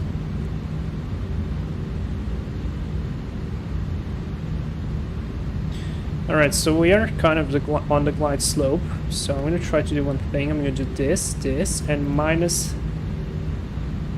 900. No, minus 1,000. And VFU minus 10, flaps 1.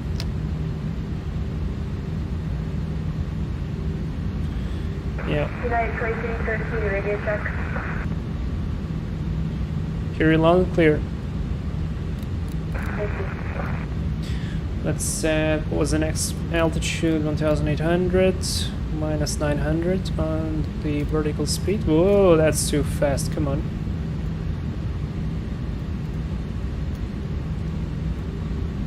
That's arm approach.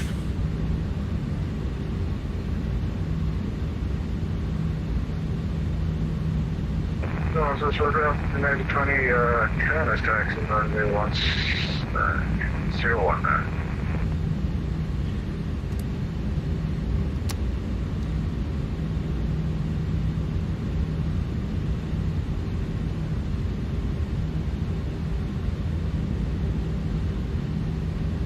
Lockstar.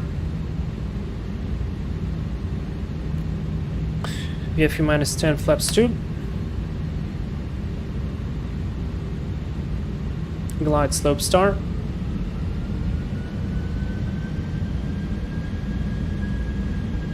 Glide slope. Localizer, beautiful. So we are there.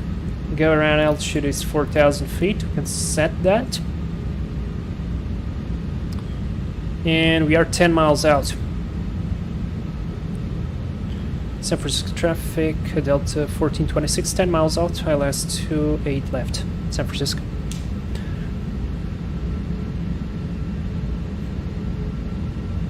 $2,500. Checked. When I was staying at my family's place over the holidays, this was the approach.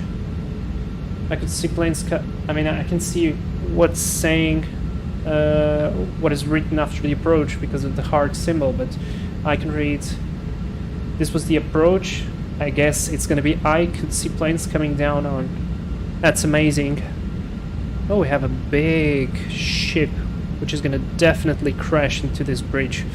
2,000. Check. Final speed, gear down. Spell his arms. Lights are full. Cabin crew, take your seats.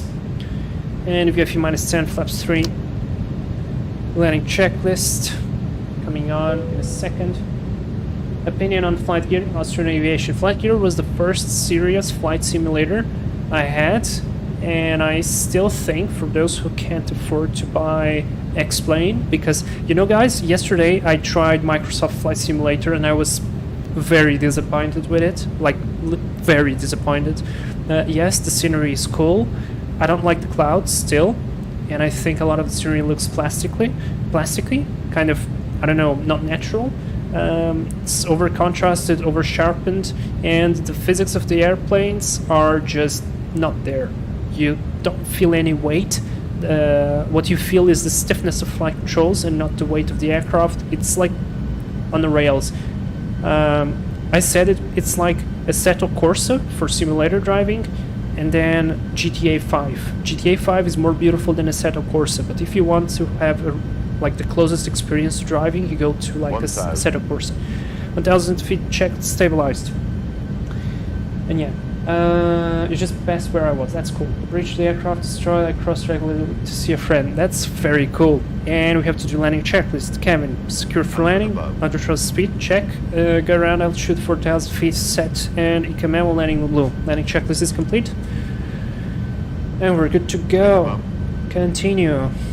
And San Francisco, Delta 1426, short final 28 left. San Francisco. Let's go autopilot off. My controls. So let's see. You guys are gonna enjoy this, but Sim Heaven USA just places boats on the final, on the lighting system 500. of the runways here in San Francisco. This is really cool. And yeah, speaking of flight gear, it's a perfectly great simulator to start with to learn the basics, save some money, and then go into flight. Then go into X-plane. That's my opinion. Now let's focus on landing, guys. Let's hope I still remember how to land this, because I really haven't touched an Airbus in a very long time. Pappies and glide slope are different. 50, 40, 30, 20, retard, 10, 5. Alright, spoilers. Reverse green. Decel. I hope nobody's gonna come there to our left. Guy waited for us, that's great.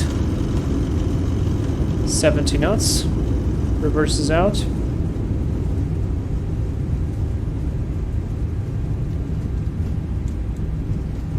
Manual braking.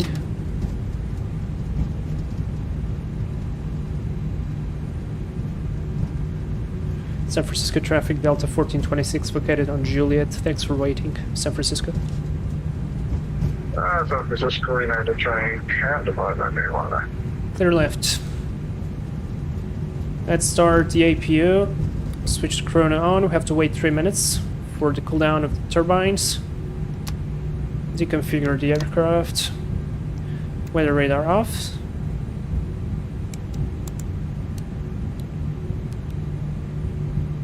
And we wanted to go to some gate here. We have a United there in front of us. So let's not go into his way. And yeah, I'm gonna turn probably. I wanted to go here. Can we do that? Let's try and do that. Let's switch off runway turn off. And please let us turn. No.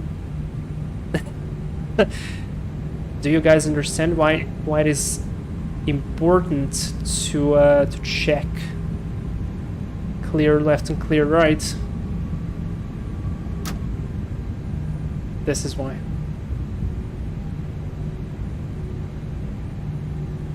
That's fine. We got in our parking bay. We don't have a marshaller. That's fine. I'm gonna eyeball it. Just a little bit more.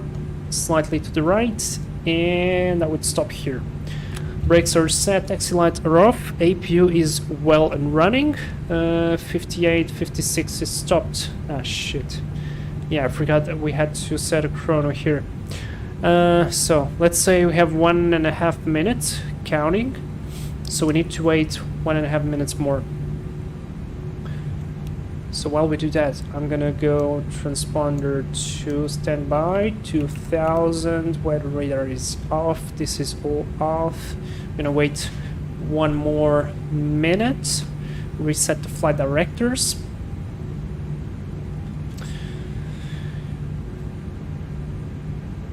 One caveat is flight gear planes are mostly not built for VATSIM if you plan to do that. That's true, but you can still do it. in areas where there is not many controllers. You can do that. I did that in the past. 44, 15 seconds to go. Let's go APU bleed on. And I'm gonna just stick with the APU all the time. Alright, and shutting down. Brakes off, fuel pumps off. And one below 5%, please. Yes, beacon light off. Parking checklist, APU bleed on, yellow electric pump off, engines off, seatbelts off, exterior lights normal, fuel pumps off, parking brake and chocks set. We're gonna request chocks so that I can take the parking brake off. And we can cool down a little bit more our brakes. Now, do we have a jetway here? No, we don't. That's fine. And mobile phone on, transponder standby 2000, radar protected wind shear off. Parking checklist is complete. That is great. Yeah, VFR is mostly okay. Big airports IFR, there is usually not enough data. Alright. That's maybe probably due to whatever Iraq updates and stuff, I guess. That's my guess. Ground services, I'm gonna call the passenger stairs just so we're gonna have some stairs.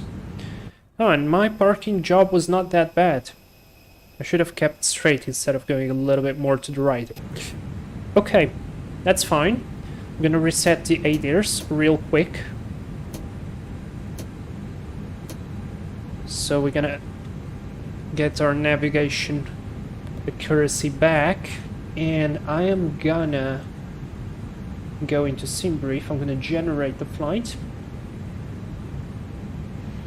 We can already go into init and set San Francisco to Los Angeles. Hit align IRS. I'm gonna disconnect from that sim. Flight plan pre-file for that sim. I'm gonna file the flight plan. I'll sign and use rate. Alright, so we're gonna be what, Delta 1427 then? Unfortunately, I cannot use the same call sign. 1427 it be. 1427, there you go. We have already received our message regarding our flight plan, which is always good. And let's see, our alternate is Ontario. Did we fly to Ontario not so long ago? Oh yeah, on the tutorial for the King Air. Cool. So Delta 1427, that's unfortunate that we had to change the call sign, but we're gonna take this as Delta 1426 anyways. Cost index is gonna be the same, cruise altitude 370, that's pretty high. 370, let it be.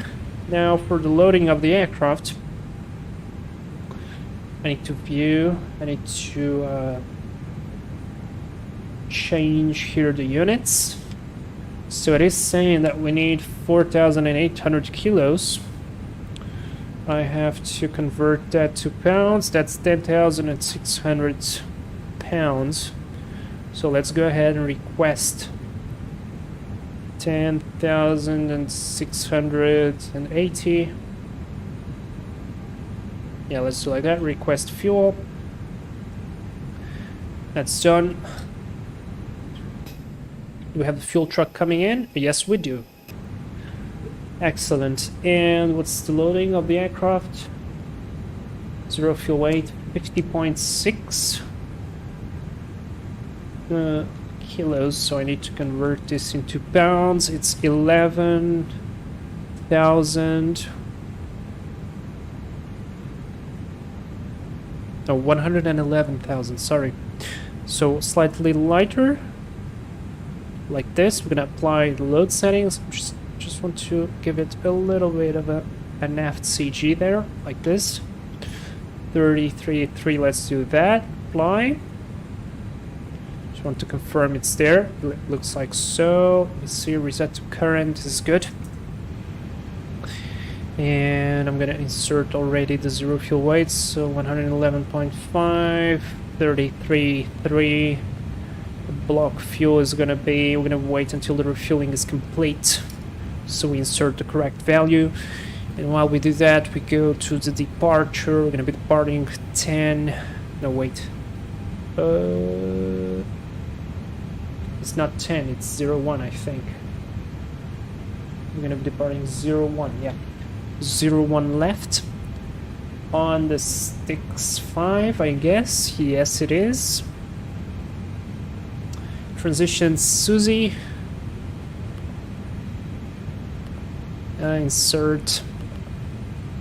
From Susie we go to this point which I cannot pronounce correctly. And burglar, I guess.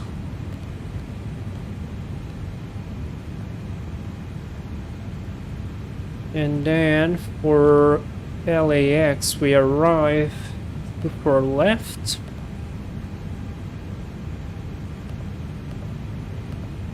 This one via, I need to check. So departure please. I want the sticks 5. That is set to have a description. No, we don't have. That's good. Now for LAX, we need the ILS-24 left, and we need the arrival, which is the Airman 2.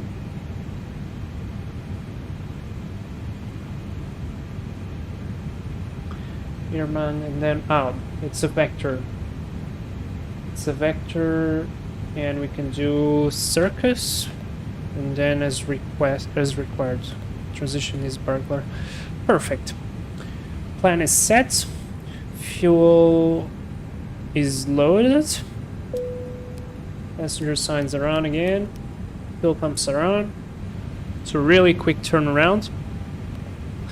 Proc, we go San Francisco to 8 left if something goes wrong, because I think I have the failures running. No, I don't. RIP. I was running this at 20. I thought I was running with the failures on. Anyways. Now, departing out of here, obviously we're gonna go flaps 1. I'm gonna just request takeoff data. And we can now set the block, which is 11.7. Looks good. Performance. Takeoff data uplink. Let's see the received with flex. 29, 29, 32. This is good. Flaps 1 and 198 until 3000. Perfect. This is all set. What am I missing? Oh yeah. Flight plan secondary, copy the active. Now from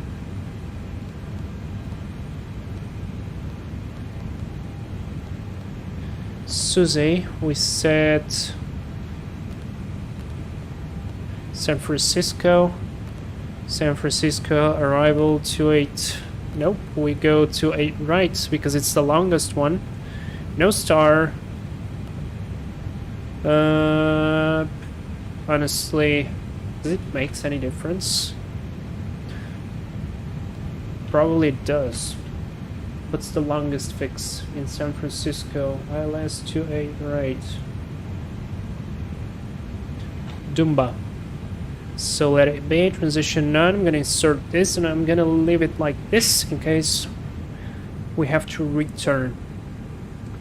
Now I'm gonna read my auto ATC clearance. Please squawk 3325. Transponding is set, no clearance. That is fine. 58 minutes for the first flight. And 1 hour and 10 of block time.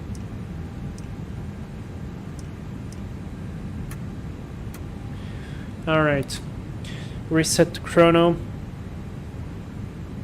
Let's do a quick departure briefing. Very, very quick departure briefing. Now I need to check the message. Alright, the aircraft 319 flight Delta 1427, no temps fine, weather fine, anti-ice not required, same radar terrain on my side, weather radar on the first officer's side. We are here on Terminal 3, I guess. I'm gonna be pushing back into Echo Taxi via Alpha and Mike 1 to runway 01 left, departing with flaps 1 plus F, LAX temperature, wind was 360, coming straight ahead. Our departure is 65, our nav 65. Description is climb on heading 014 degrees to 520 and then at or below 210 knots. When climbing left, turn direct to stick, then climbing left, turn direct to cross Porte at or below 10,000. And then on transition, maintain flight level 190, expect final altitude 10 minutes after departure. So our initial climb altitude is going to be 10,000. That's our constraints, no radio navs, no special considerations. We're going to consider a standard abnormal briefing for our channel. If you watched previous streams, always the same. The difference for our case, if something happens, we turn left, direct to sticks, and then we proceed over to the ocean, clear of terrain, to assess the situation. Or maybe a more correct... yeah, I think I would do that. I mean, depending on the situation, if it will be fire, we're gonna go turn right and then proceed to return immediately to San Francisco. We are not overweight, so we can do that. No other considerations, no lost comms, all good. That was a very quick departure briefing. And I have to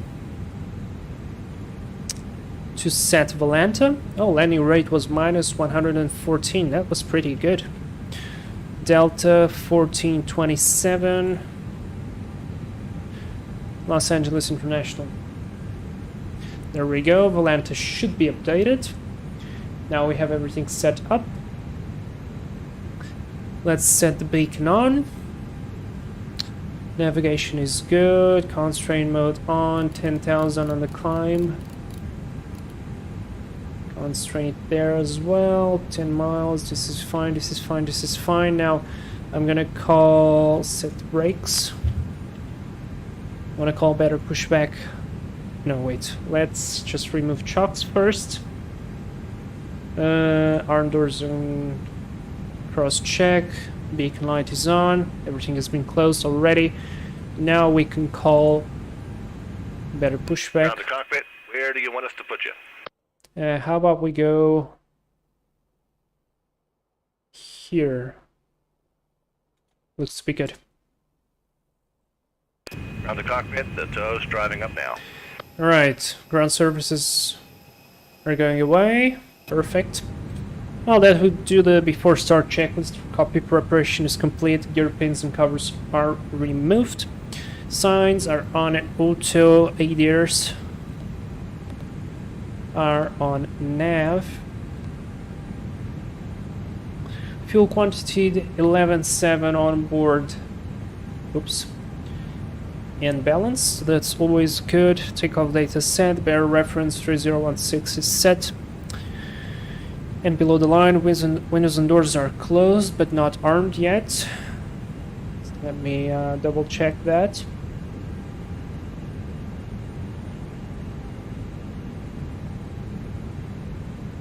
All doors and hatches are closed. Closed and We're armed, connecting now. that's good.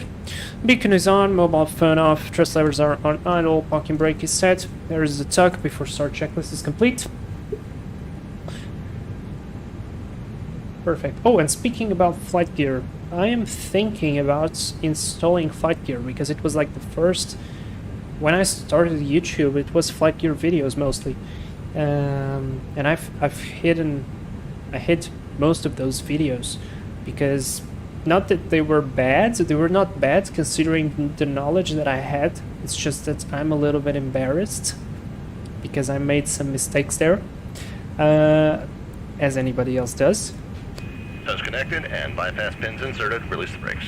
Check. We're gonna just confirm that there is nobody around us. There's that Alaska pushing back, so it's not gonna be a factor to us. Nobody around. Alright, brakes released or clear to push. And so I hate a lot of the flight gear Okay, videos. push is commencing. Go ahead and start the engines. But I'm thinking about doing like a video or two with flight gear because I think it's a really good tool to start to explore this simulator world and understanding. Like you can learn VOR navigation and directing navigation and like ILS stuff, maybe some basic RNAV stuff, I don't know. You can learn how to start an aircraft, how to manage an autopilot, how to program an MCDU on Airbus. There's a lot of stuff there you can learn. So yeah, I'm thinking about eventually doing a couple of videos in flight gear, just like, you know, good old times. And Cooler, I found your channel through one of those videos actually. See? That's the point. Alright, let's start the engines. We have APU power, big lights on. So I'm gonna start this. I wanna hear the startup sound, so I'm gonna hit 2, start the chrono, and go here and be silent.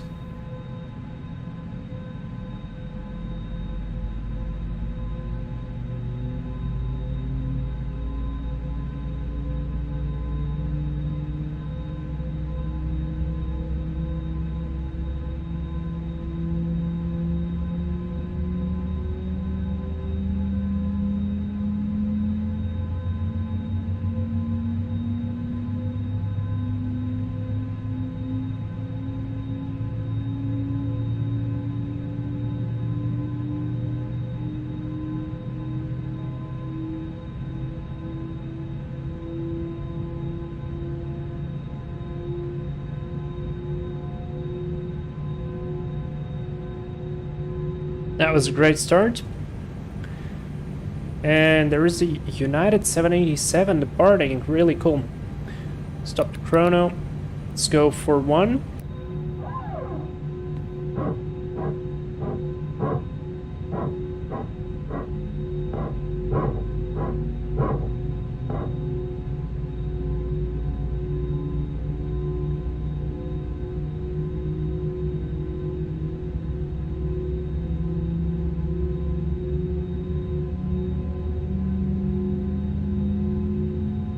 Operations complete. Set the brakes. Brakes set. Stand by. We're disconnecting the tow now.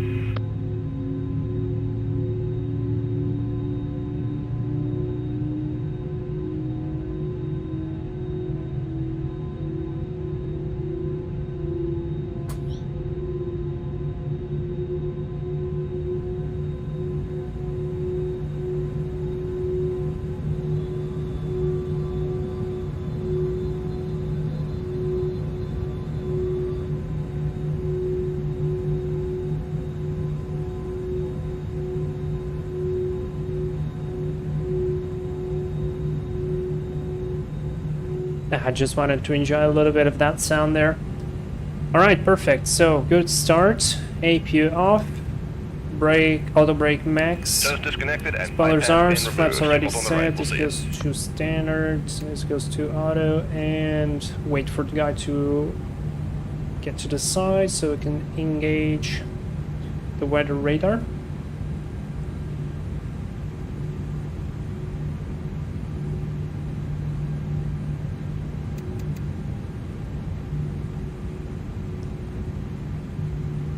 And there's the hand signal, perfect. After some checklist, NTI is not required, decom status checked. Pitch stream should be down 0.8. So, down 0.8 it will be. And rudder trim, 0. After some checklist complete. Let's go for the taxi, lights are on, brakes are released. Do a quick brake check here. Pedal press, pressure 0, good on the brake check. Let's go. Clear left. And there is another United. Plenty of Uniteds there. Departing. That's really cool actually. We saw what, like 3 departures already? As we were here? I like that. That's cool. It's dynamic.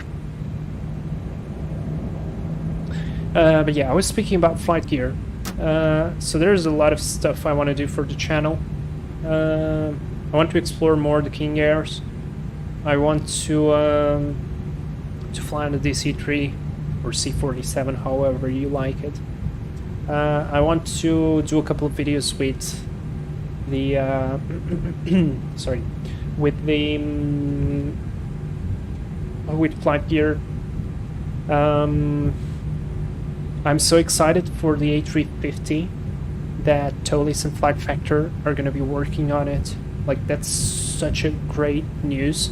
It's just fantastic. I like that aircraft so much, and I always said that it's like everything is there already, just make it better. Looks like they're finally going to make it, so this is good. There is the Alaska that pushed back with us. Or I should say we pushed back with him, because he definitely was first. And I'm gonna move myself here next into Bravo actually, which I prefer. Let's turn transponder on already. 1, 2. Oh, we're not on 1218. Why is that? Why is that happening?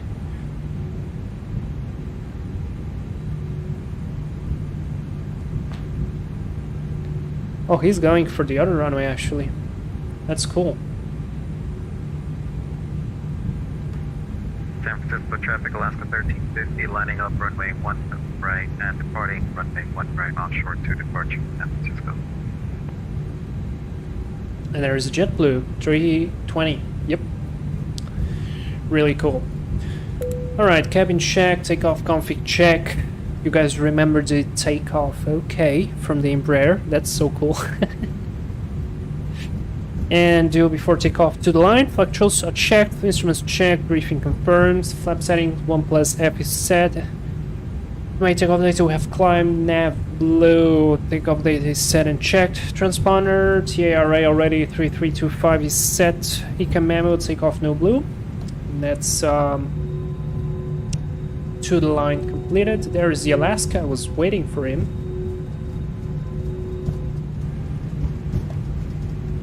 And why do I feel like I'm going off the line? No, I'm not. There he goes.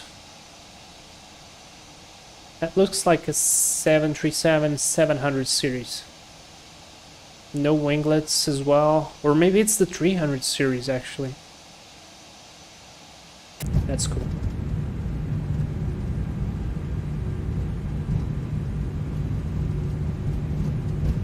Oh, cooler, you are excited about the A350 as well?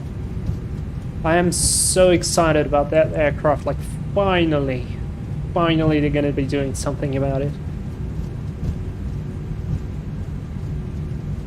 Alright, nobody is on the right, nobody on the left. I have the TRA already on, so we're gonna line up on the runway. Then we're gonna declare our departure into Unicom, and we're gonna go.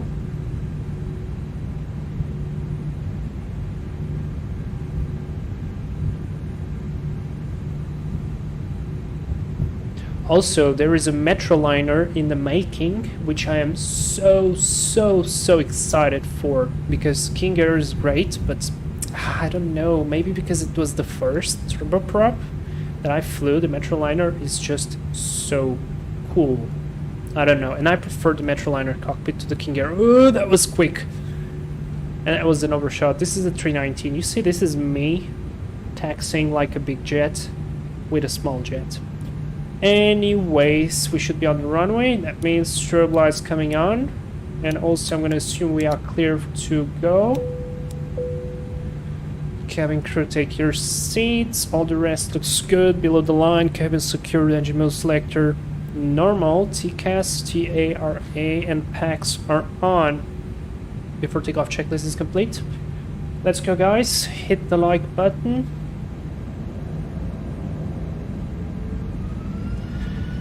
%50 stabilized. Chrono on.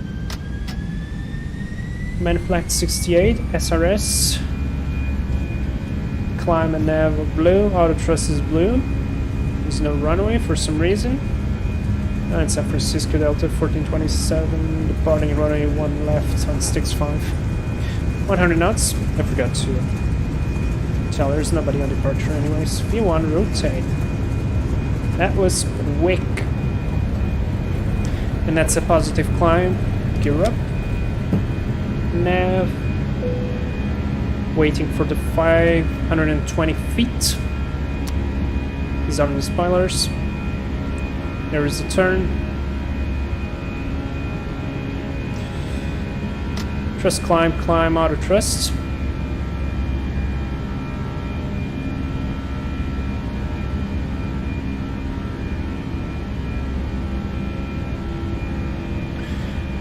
Lights off.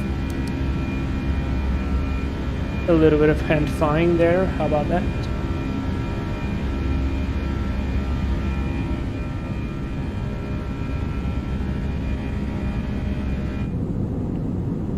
I like it.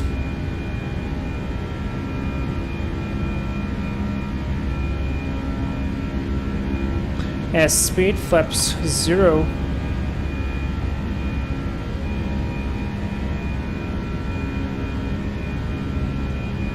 So here in the turn we need to maintain below 210, if you remember.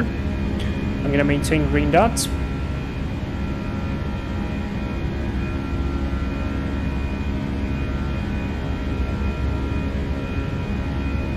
And we can do the after-take checklist. So gear is up, no lights. Flaps are up, backs are on. Off takeoff to the line. Completed.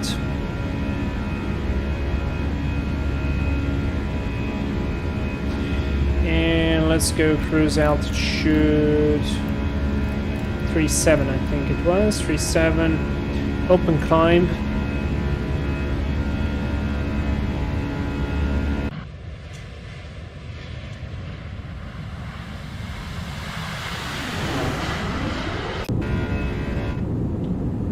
Looking great. Do you recommend the sound pack? Yes, I do. Wait for flight factor or what? For the Toliss? Yeah, I do.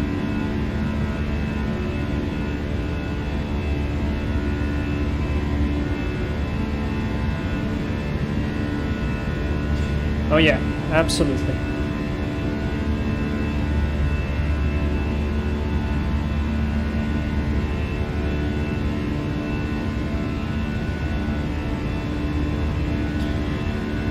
Let's go autopilot, speed to managed. And start accelerating now.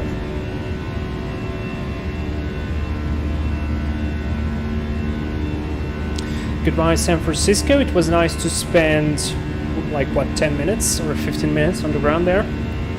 It was good. 10,000 feet lights rough. Oh, I forgot to switch on train radar.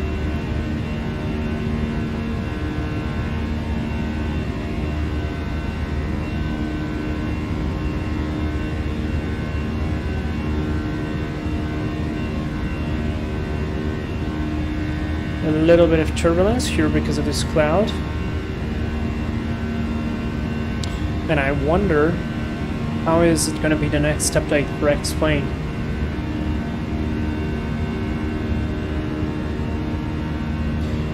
Hey virtual pilot. Nice views, thank you. I mean, the views create themselves, so. But thanks anyways. I think I need to reinstall the sound pack though, because it is a little bit buggy there. This was the same departure I took to LA. That's great. So this is, I told you, we're gonna be doing the flight to LA on the A319. I was just unsure if I would take the United or the Delta, because I I like the IAE engines on the 319 as well, because they look, I don't know, it's not that I don't like the CFMs, I prefer the CFMs because of the ECAM. It is easier to look at than on the EPR, but yeah, you guys voted for the CFM Delta, so here we are. So this is like completely your flight. It's really cool. And Virtual Pilot, tomorrow I'll be joining the X-Plane 12 Club again. Welcome back. Welcome back to the club.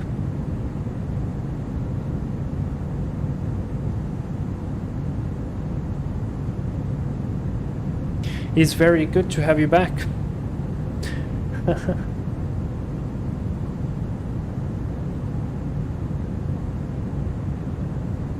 The views are good. So we have departed from Oakland already. We departed from San Francisco as well in this area. So we definitely have to go to Half Moon Bay. Oh, by the way, Half Moon Bay, you guys forgot to tell me. But it should be right here. There it is.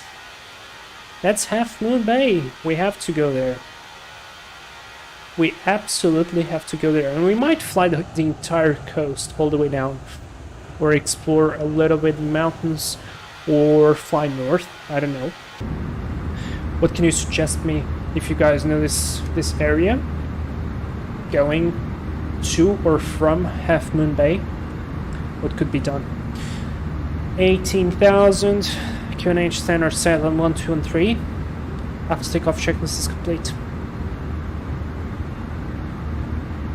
The drive will arrive tomorrow. I've updated the air rack. Has anything other significant updated? I don't think so. I don't think so, no. I mean, just get explain, do your orthos.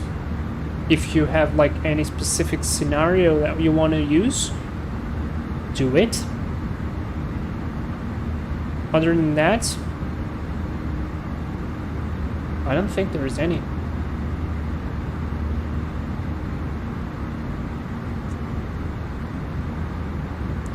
So I am worried again because of this cloud, but I think we're gonna be able to outclimb it. I'm just thinking about going into a slower speed because we are approaching at a very quick rate. And that's definitely the same cloud that I was worried about when we were arriving, because there is San Jose. You can see it pretty well now. There it is, that other airport. We can see Oakland from here probably too. There it is. So yeah, but I think we might be able to outclimb it. Let me just see.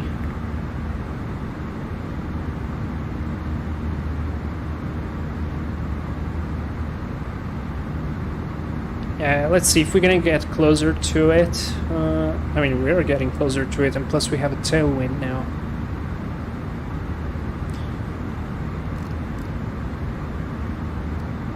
Let's go 230 knots, or 240 at least, in the climb out. Are there many liveries for this engine mod? Yeah, plenty of them, I think. And the ones that are not supported, well, the engines will be white. Yeah, the only problem is that it's not like fully supported for X-Plane 12. I showed there is a small bug on the engine, that like a black bar appears here around the engine when the engine is not spinning, but other than that it works perfectly. So do as you wish, but it's not a must. It looks good though. I don't know, I wanted to take it. I think it looks cool. And there we go, we climbed it now. Yeah, it definitely looks great. Careful for the headphone users. It looks very great.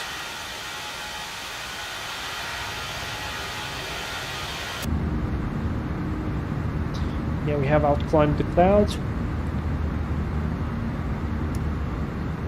No more constraints. Yeah, I already switched to the airport. So this flight is going to be even shorter. I want to see, we have a lot of speed and altitude restrictions into Los Angeles, so I'll probably just leave it unmanaged and do it. And I like the Delta livery as well, especially on the A350. Yeah, it does look good. It does. I agree with you.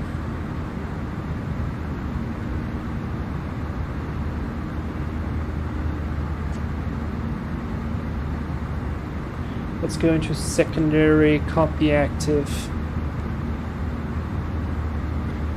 We'll do a quick look here or something. Yeah, see, that's a vector. That's a vector there. We might turn earlier.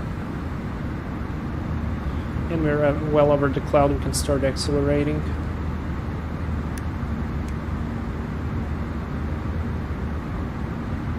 Back to our speed. Because this is a large cloud. It doesn't look like so, but it is. Look at it. It's a big one. And it's definitely growing. There is our little plane. With no wings. I have to get closer.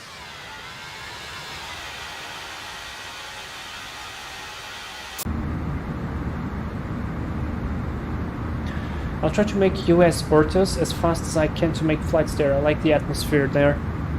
Yeah, and part of Europe. You need to make make Spain, at least Spain, because Spain has a lot of VORs, and you can do plenty of interesting flying there with VORs. There's plenty in the US as well. But just thinking a little bit about Europe.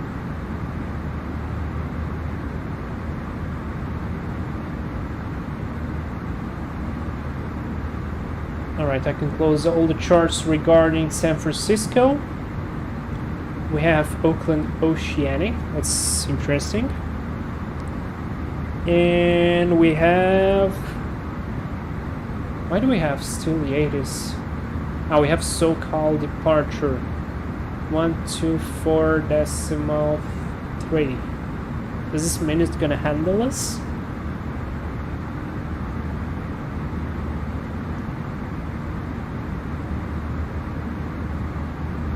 One, 2, 4, 3. Let me set that in the box just for the case, because it should handle us as well.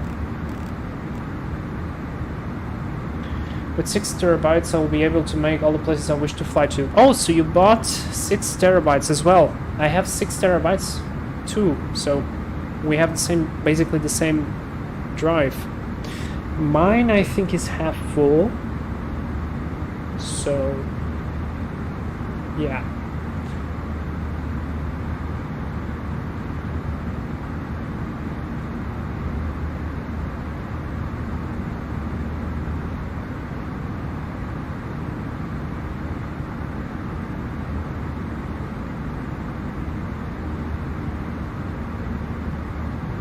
But it's worth it.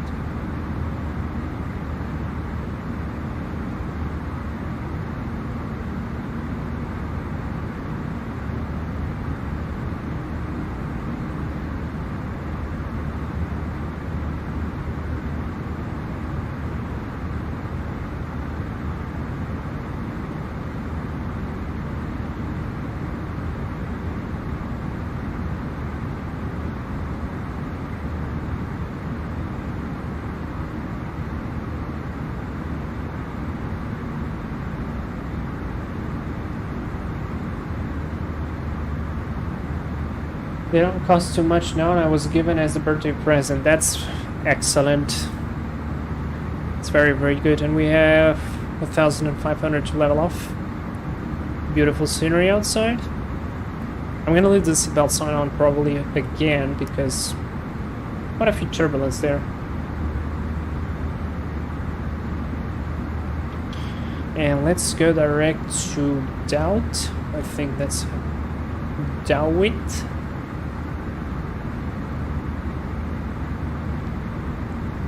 This way we're going to save a little bit of time. 1,000 to go. Let's go vertical speed minus 900. Sorry, plus 900. Mach vertical speed. Let's leave this on the wing view. so we can enjoy a little bit of the scenery. You can make almost the whole world, which is cool. Well, I wouldn't say the whole world, because if you do Africa, it's gonna take you so much. And Asia, like China and Northern... I mean, if you do the whole Russia as well, it's gonna take a lot of space. But you can make plenty of it. I have a full set of Europe, part of the United States, part of Alaska, like for the full milk run. I have the whole New Zealand and Alt Cruise, by the way. And what else do I have? I mean, I have plenty of stuff there in the scenery.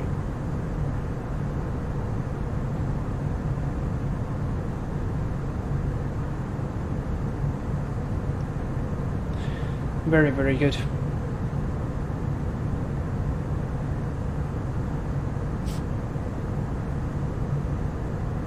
How's the view on the other side? Oh, not bad. I like it. Is it just me, or I find this... I mean, when there are fields like this, I find it so beautifully fascinating.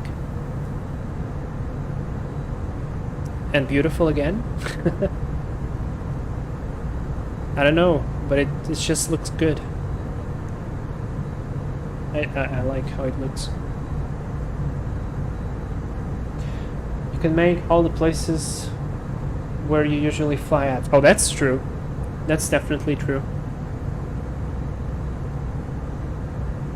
Oh, there is a traffic there. Whoever that is, looks like a 7-3. Take a look at the other side. Yeah, I almost prefer looking at the other side. That's cool.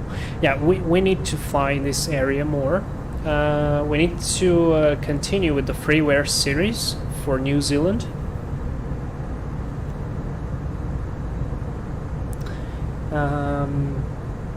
Yeah, there is so much I want to do.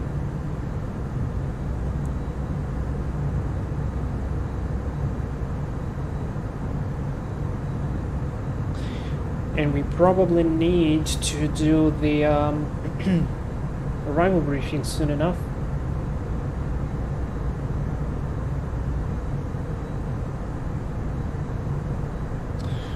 $250 for the minimums for us.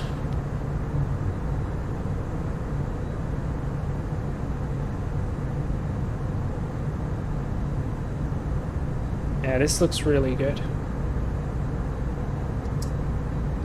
Take a screenshot.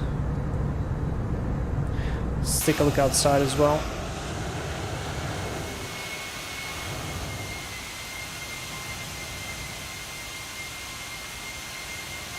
Nice Delta plane.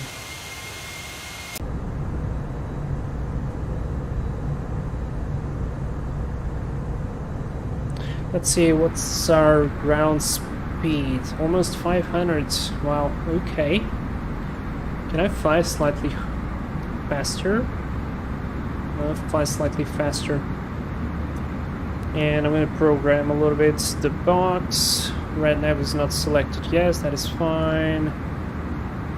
I want to set Los Angeles and go for the minimums, which is going to be 250. Here, config 3. And I need to check the METAR again.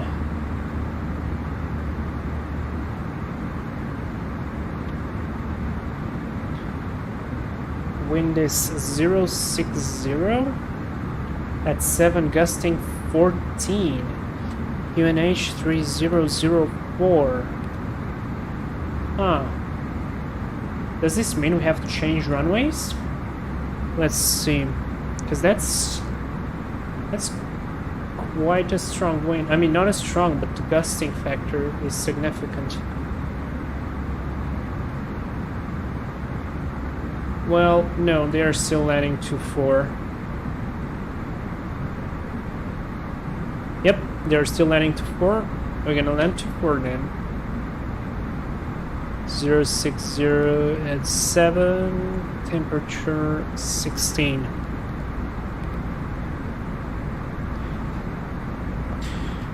Alright, we're gonna reach top of descent in no time.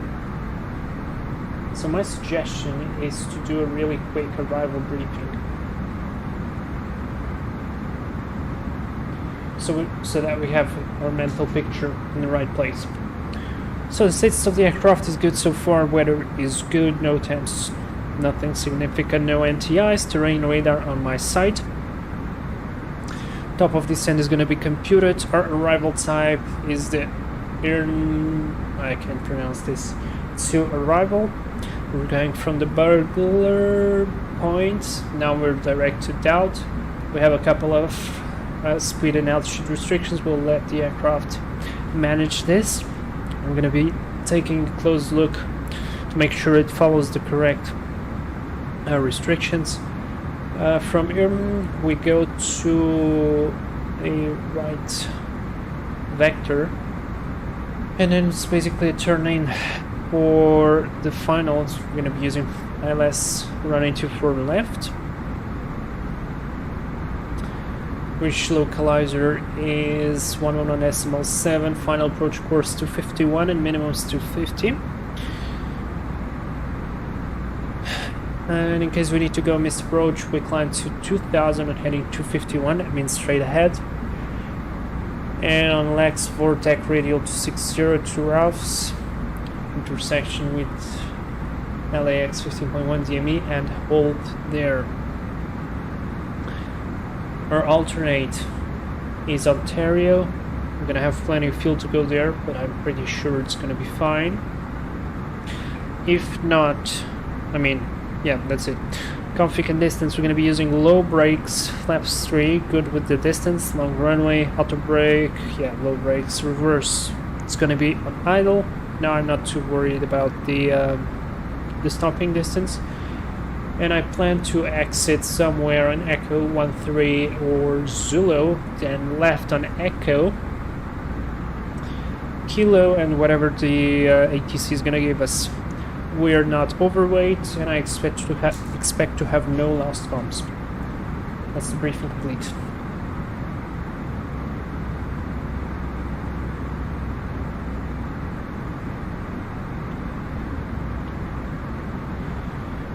That's very good. Yeah, we're gonna get there in no time at all.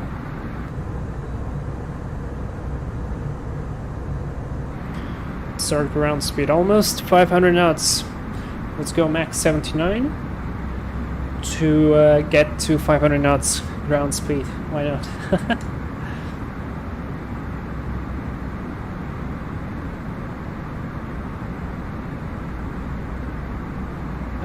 Come on, 2 knots to go. I didn't want to go 080, but looks like we're gonna have to. 499. 500, there we go, 500 ground speed. Now I can go back to 78. That was fun. Plenty of low clouds there. Not in our path, which is always good. I feel like we were flying closer to the coast on the flight to San Francisco, probably because of different routes, different structures. This is cool, can enjoy this wing view.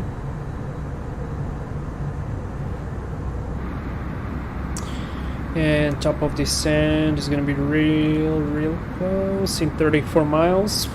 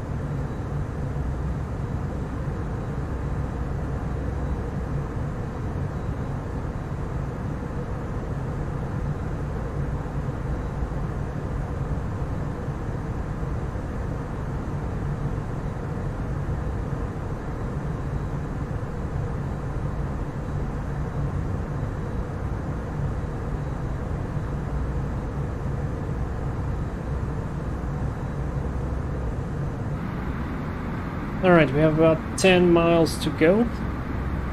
Yep. That's correct. More fields. So let's ding the cabin. So that they know we're gonna start down soon.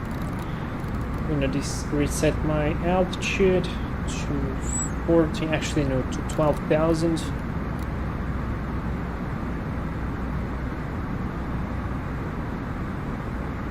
I want to check what was the Q&A should I set? 3004. I'm gonna set it already here so I don't forget.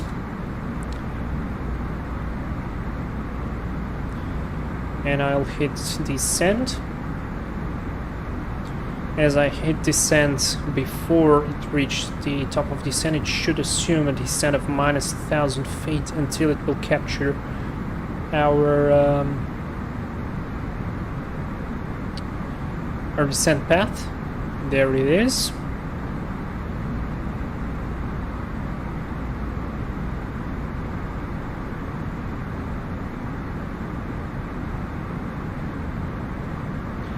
To 80 knots, speed restriction again, our main concern.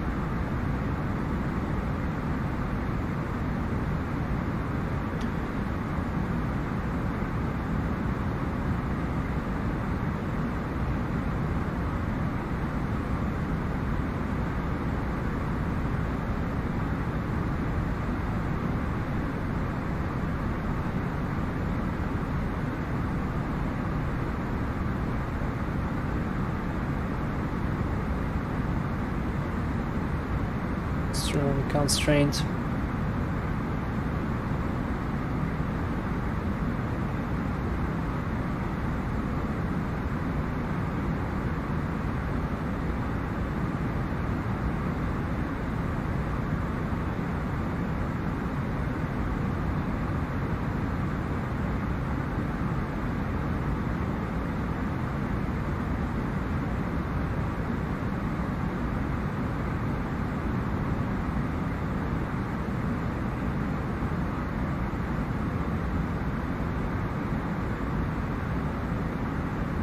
So once we hit 280 knots on the Mac, I'm just gonna pull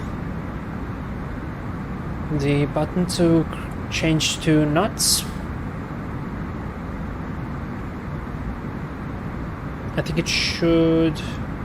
no, wait. It will not do that. It will change automatically when I think 280 knots equals max 74. And we are at max 78, so it's gonna be lower. I'm gonna switch it manually.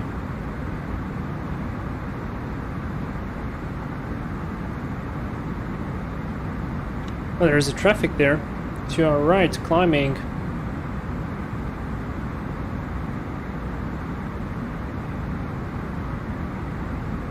Can't see the aircraft though. But it's there. 20 plus miles away. And there's another one, probably departure. Oh, there he is. Wait, is that? No, it's not the same. Or that's another one. I don't know, but that's cool.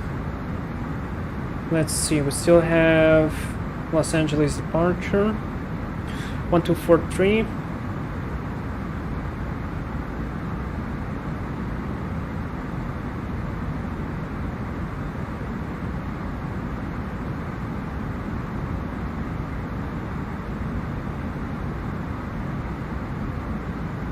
How do I pronounce this? Irnam?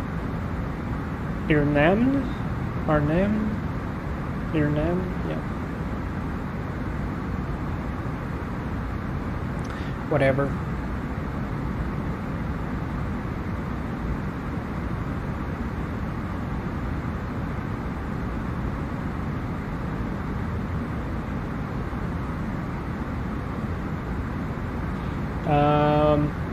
This one. Let me show you. This here.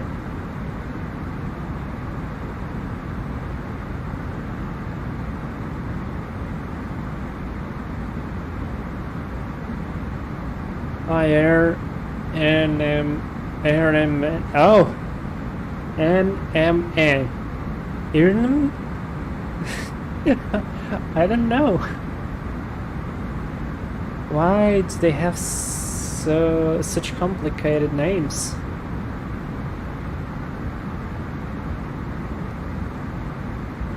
Because that's literally difficult to say.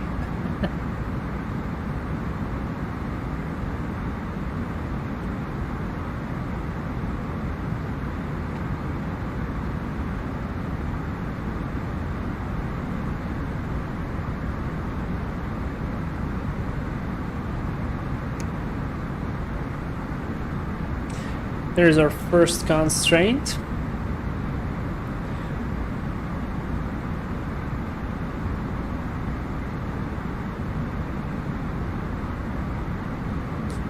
I feel like we started down way too soon though. But we'll see. And also there's 270 knots.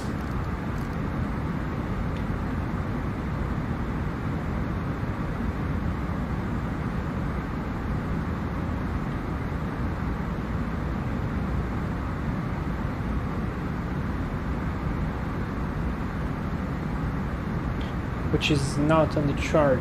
I have 280, but not 270. Okay.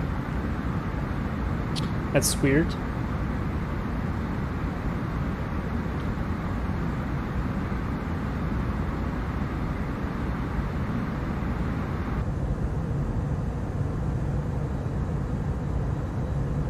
Yeah, scenery looks good.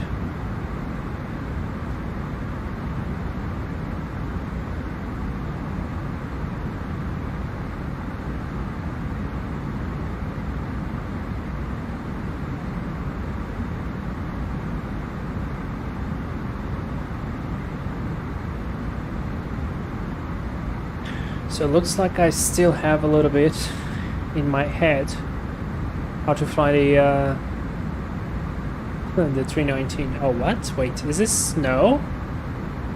Does this mean we have snow in this area? Are you serious? Not on the coast, I don't believe that. That's the snow plugin. And there is the controller. 12430. Giant 2123, subcon departure, no flight planned on file. Roger, getting you safe. Los Angeles departure. Hello, Delta 1427 on the Airman 2 arrival. Delta 1427, which airport are you landing at? Los Angeles International, Delta 1427. Delta 1427, what's your approximate location? We just crossed MDOTs, we're direct gripper. Delta 1427. Delta 1427, roger. The SoCal approach, LA altimeter 3004, IDEN. Altimeter 3004, Delta 1427. Let's do an ident. Delta 2609, descend and maintain 8,000. Yeah, let's change. LAX departure, Alaska 1799 with you at passenger 27,000. Iron Man. Ah, 1799, give me a call back in about 30 seconds. Iron Man. Oh my god, I could have 1427, never. Contact 53 miles northwest to the Los SFO-LAX, verify altitude. I could never. By the winds 189, Could never standing by your guess. Charlie 9 request taxi. And we can do the approach checklist. Briefing is confirmed, status is checked, seatbelts on, better reference. Delta 1427, radar contact 51 miles northwest to the Los SFO-LAX, verify altitude. And we are passing 8 14,700, descending to 12,000, Delta 1427. Delta 1427. Descend via the Ironman 2 arrival, expect ILS runway 24 left approach. Sent via the Ironman to arrival, expecting 24 left approach, Delta 1427. Alright, that's good. Delta 2609, descend and maintain. Continue 4,000, checklist, seatbelts on, battery reference set, MDA 250 set, engine mode selector is on normal. Road checklist is complete. Angeles Spirit Winds 189. Spirit Wings 189, go ahead. Standing on Charlie 9, request taxi please. Next point is going to be at Simon. We have 250 knots speed restriction. Transponder appears to be on standby. Let's go. SoCal departure, Delta 90253, holding short 25 right, ready for Iron Man, I could have never guessed it. Delta 9253, wind 0507. But thank you for that. Arnav to dock, runway 25 right, clear for takeoff. Takeoff, Arnav to dock, or 25 right, Delta 9025.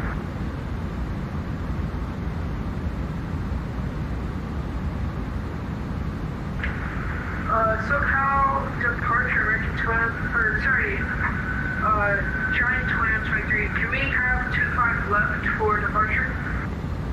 Giant 2123, heavy SoCal departure, expect that. Roger. Giant 1223. And the snow just went away. Spirit Winds 189, squawking Charlie, understood.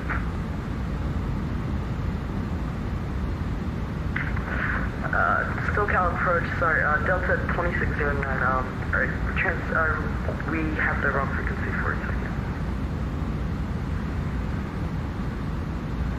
Spirit Wings 189. Let's set Verify 9,000. transponder code 6764. 6764 is on the boxer. Spirit Wings 189. My apologies, I meant 6747. 747, Spirit Wind 189. And I think it's the first time I've used the ident on the 319. Like, first time ever.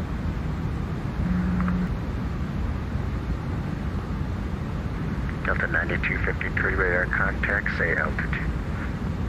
Altitude The guy is super calm, I like that. 2,000 feet, Delta 9253. Delta 9253. Radar contact, climb and maintain 13,000. 13,000, Delta 9253. SoCal approach, Delta 2609, can we get, you still see us?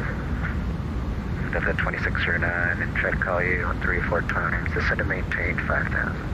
Descend and maintain 5,000, 26, Delta 2609. Winds 189, request taxi please. Spirit Wings 189, runway 25 right, taxi via Bravo. Runway 25 right, taxi via Bravo, Spirit Winds 189. Next speed restrictions to 40 knots. One off request Alpha Class Las Vegas, aircraft type 738, Boeing business jet. You're already on idle, so that's good. Number 1 Alpha, SoCal departure, did you receive a PDC? Negative, I did not. Skip it.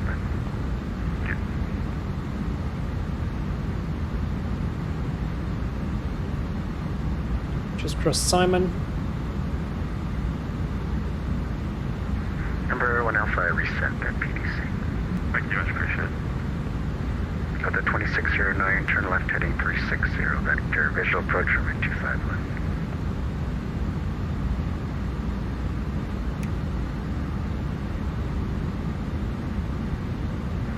Delta 9253, climb unrestricted, LA Center closed, radar service terminated, change advisory frequency approved.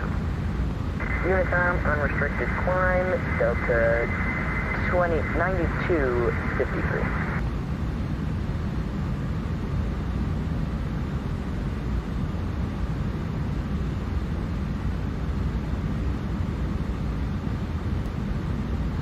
Set 6,000 there. Walker 3442, wind 0507, gust 14, Arnab, Doctor, 25 right, clear for takeoff. Clear to takeoff, Walker 3442.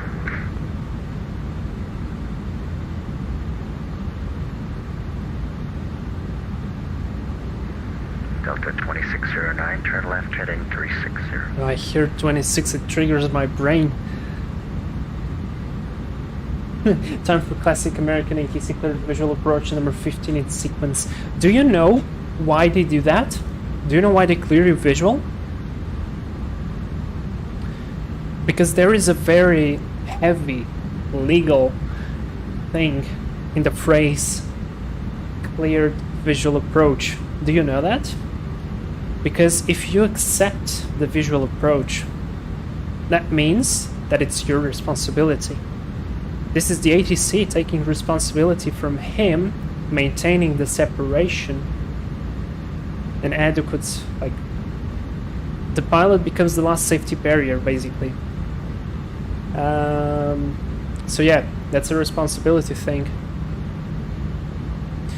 And 10,000 feet, let's switch on the ILS, lights on, some traffic, up high. Next speed restriction is in 10 miles, 210 knots. Let's do it.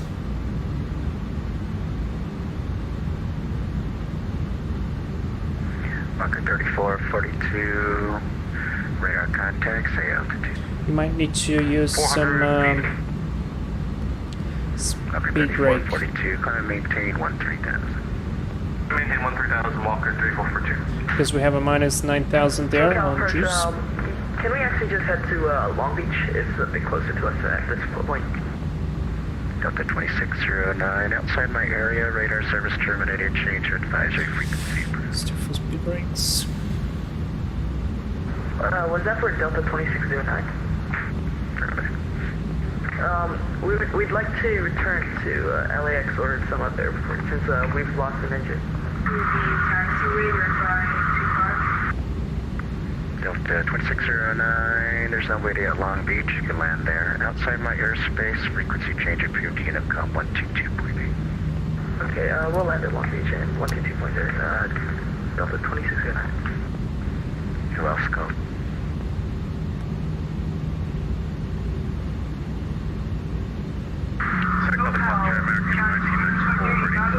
On, lose some speed. American 1994, runway 25 right, Thank taxi you. via Bravo. Back on profile, back on the speed. American 1994. There is Los Angeles. Let's see if we can see some traffic. There is 1, 2. There. What? Did you see that? Did you see that? No, stop shaking. Did it? You see that, right? It's not just me. That plane is drunk. Los Angeles departure, this American 268. I'm at flight level 220, information Bravo, expecting 24 left approach. American 268, SoCal approach, LA altimeter. And I feel like my 3004. frame rate is tankering for some reason. Yeah, on the low 20s. I hope we're not gonna begin with the VATSIM disconnect messages. That guy is having... Delta 1427, fly heading 070, descend and maintain 2,600 vector ILS, runway 24 left approach. Heading 070 and descend and maintain 2,600 vector ILS 24 left, Delta 1427. Just startled, open descend. American 268, Let's get radar contact, check 54 flaps miles 1. northwest of Los Angeles and VOR verify altitude. And I want to go speed 200. 190. Oh, there's a football camp there. American Wow. 268, descend via the Ironman 2 That's nice. arrival, expect ILS, runway 24 left approach. Alright, expecting Ironman 2 arrival, expecting ILS. God didn't know how to say Iron Man as well, just as me. Oh my god. I still prefer Wings 189. I still prefer Europe, where we get landing clearance 100 feet above the runway. And after that, go Yeah. to right, the Spirit Wings 189. Yeah, I mean, Circle departure. that's a responsibility thing. Bravo and Charlie to Runway 25 right at Foxtrot, clear for takeoff. Blocked. American 1994, just want to check, are we taxiing 25 right by Charlie or Bravo? Lovely. I love this sound. American 1994, I usually like that on Bravo. Runway 25 right via Bravo. Taxi 25 right by Bravo. Absolutely love that sound. American 1994. Marker 3442, LA. Redner 111.7, that's correct. Course 252, that's correct too. Let's go performance. I'm gonna activate and confirm approach phase. 1 Alpha is taxi. That's perfect. Number 1 Alpha, runway 25 left, taxi via Alpha Foxtrot. Third left, Alpha Foxtrot, thanks. LA departure United, 1013, ready to taxi. 1013, runway 25 right, taxi via Bravo, caution. Such a lovely sound. American Airbus, that'll be ahead and on your right. Via Bravo, caution the American United, 1013.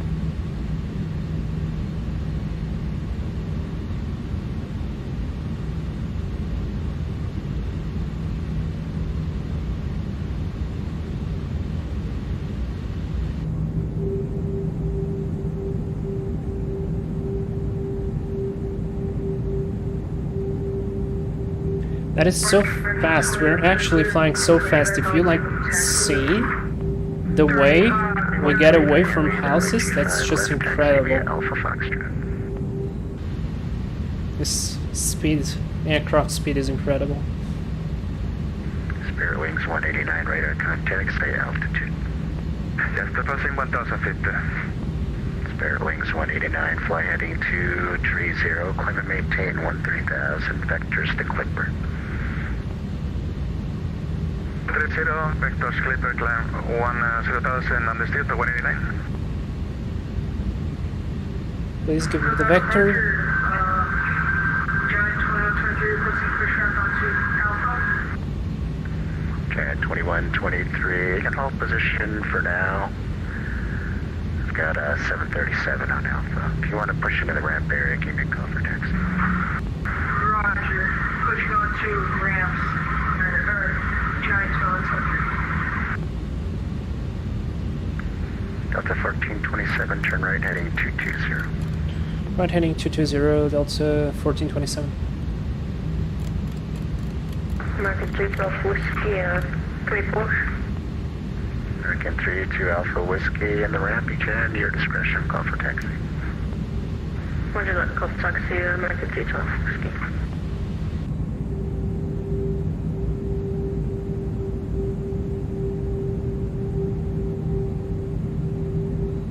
$2,500. Check.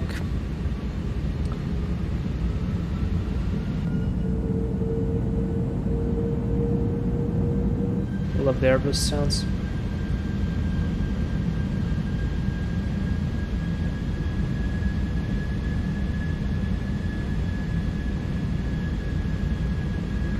Delta 1427, 10 miles from city, maintain 2,600 until established on the localizer. Cleared ILS remaining 124 left. 2,500. Maintain 2,600 until established on a localizer, clearing ILS 24 left, Delta 1427. Fantastic vector.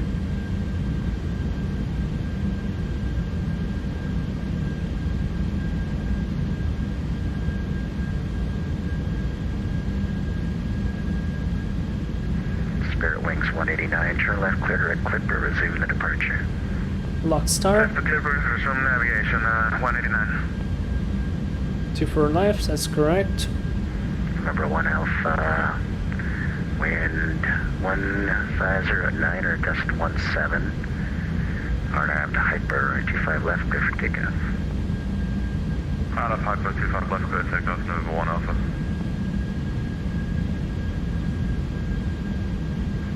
Delta 1427, runway 24 left, clear to land. Runway 24 left, clear to land, Delta 1427. That was 11 miles out. So, you were right. Let's go 180. Okay, 1994. Speed check, flaps 2. Correction, 25 right of Foxtrot. Oh, what is this? FWS, stack fault 1. Let's slope start. Okay, I'm just gonna ignore that, okay? Usually assume we're gonna taxi to the full Let's do length. 170. I'm gonna clear the caution. S-stack, I don't remember what that is, but everything looks to be working well. According to the charts, you're supposed to hold prior to crossing Foxtrot. Number 1 Alpha radar contact, say altitude. Let's go manage speed. 2000. Number 1 Alpha Gear down. flight heading 230, climate maintain That's 13,000. around. Cabin crew checked. VIP minus 10, flaps 3. Everything looks to be working well. 189, LA Center closed, climb unrestricted. We are cleared to radar land. Service terminated, change in advisory frequency, pursue. Landing checklist, cabin crew secured, auto thrust speed, go around altitude is 2000. So that is set. And Kamama landing no blue, landing checklist is complete. Giant 2123, heavy Runway is well in sight. 25 left, taxi via Alpha Foxtrot. And clear. There was somebody departing though.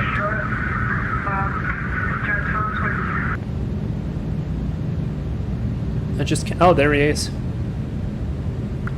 American Disappeared. 1994, wind 1509, gust 17, RNAV 2 Docker, with 25 right, clear for takeoff.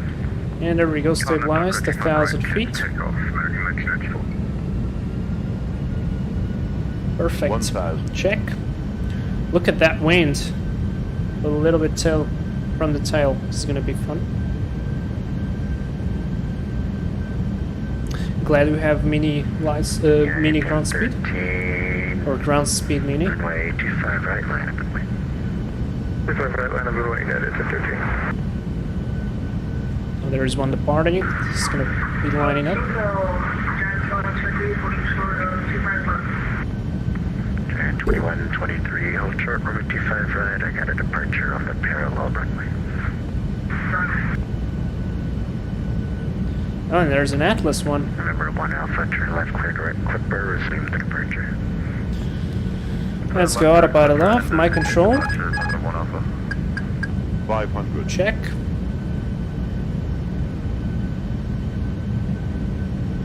American 1994 radar contact, say Easy on the controls. Passing 700 feet, American 1994. American 1994, climate maintain 13,000.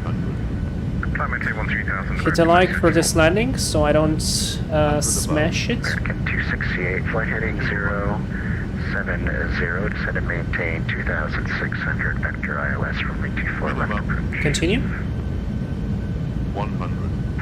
Alright, turn heading 070, descend to flight level 2,600, vectoring ILS approach 24 left, American 268. Remember 1 Alpha, LA Center closed, radar could have been service better. terminated, change your advisory Spoilers. frequency, pursue. Reverse idle. Decel. Let's maintain the center line nice and gently. Some manual braking here. Below 70 knots, reverses out. United 1013, wind 1509. Start the chrono. I wanted to exit here. Right, clear for takeoff. Right now, Docker cleared for takeoff, runway 25 right. This is Zulu. 13.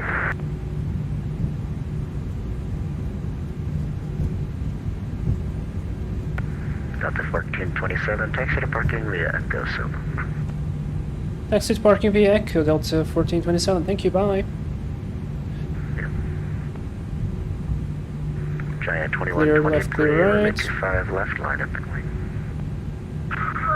wait. Let's wait for the straight. And then disconfigure the aircraft. Alright, first of all, start APU, strobes off. This goes here, this goes here. Reset flight directors. I know the brakes are hot. Flaps up. Spoilers disarmed.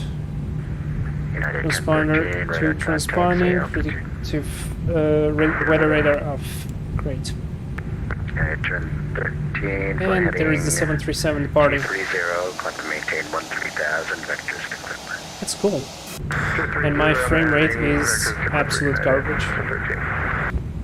American 1994, climb unrestricted, LA Center closed, radar service terminated, change advisory frequency approved. Let's turn here. Climb unrestricted, over to advisory. Thanks for your help today. American 94.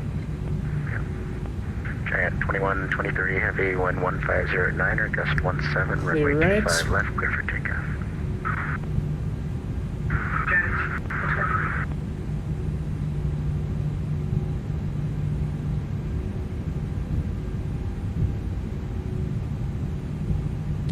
And we're gonna go here to maybe the next one. 312 ready for taxi.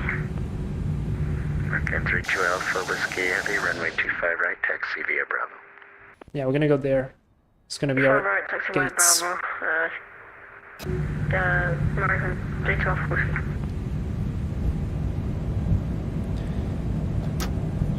What temperature are the brakes? Ooh, I smoked them completely. Departure, 4 circle before road check. Mayor check sliding clear. 94 push start squawk 7216 forward circle before. Or X-ray Echo Golf Romeo, you push your discretion, call for taxi. Start approval, call for taxi for X-ray before. American 268, turn right heading 220. Turn right to heading 220, American 268.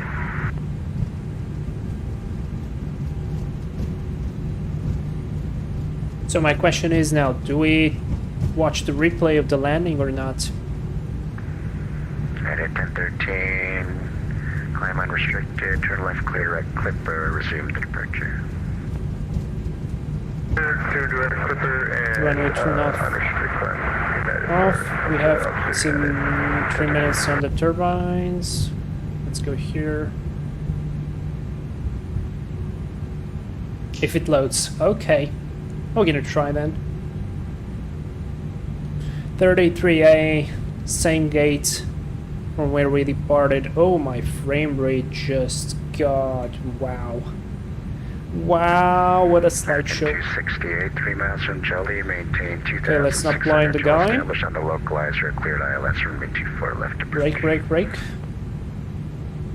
Alright, maintaining flight level 2,600 to catch the localizer, cleared for ILS. 24 left approach, American 268. Nah, Solid departure, good afternoon. there we go, almost there. Alright, brakes are set. We have 3 minutes on the turbines. We have APU and APU bleed. Space, Unicom 122. Yeah, we're gonna go to Unicom. Engines are off. Seatbelt signs off. Fuel pumps are off. Remove the landing flap 3 here. Yeah, we have a fault there. Beacon light off. In 1 hour and 9 minutes, and there comes the jet bridge. Great. Parking checklist, APU blade on, yellow electric pump off, engines off, seatbelts off, steering lights off, fuel pumps off, parking brake and shocks are set, brakes, well, I should do the shocks, and remove parking brake. So this way, we're gonna cool down the brakes quicker. Move off and on transponder, standby 2000. Radar protected wind shear is off. Market checklist is complete. Excellent. And that was a nice park. I mean, almost nice. Okay, so guys, let's watch the replay, and I have to go. It was a nice controller there, so we're gonna disconnect from that sim. Let's see if the replay loads and we don't get a crash. Okay, no, it didn't. That is good. Alright, now I have to set myself into the spotter position, which is going to be here. This was a kind of challenging landing. That tailwind definitely didn't make things easier.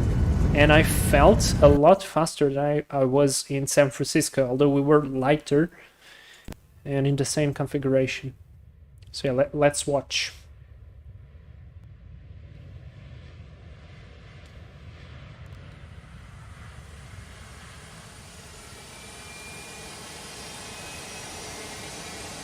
Ah, that was great. That was definitely great. I like that. There we go, that was a nice landing.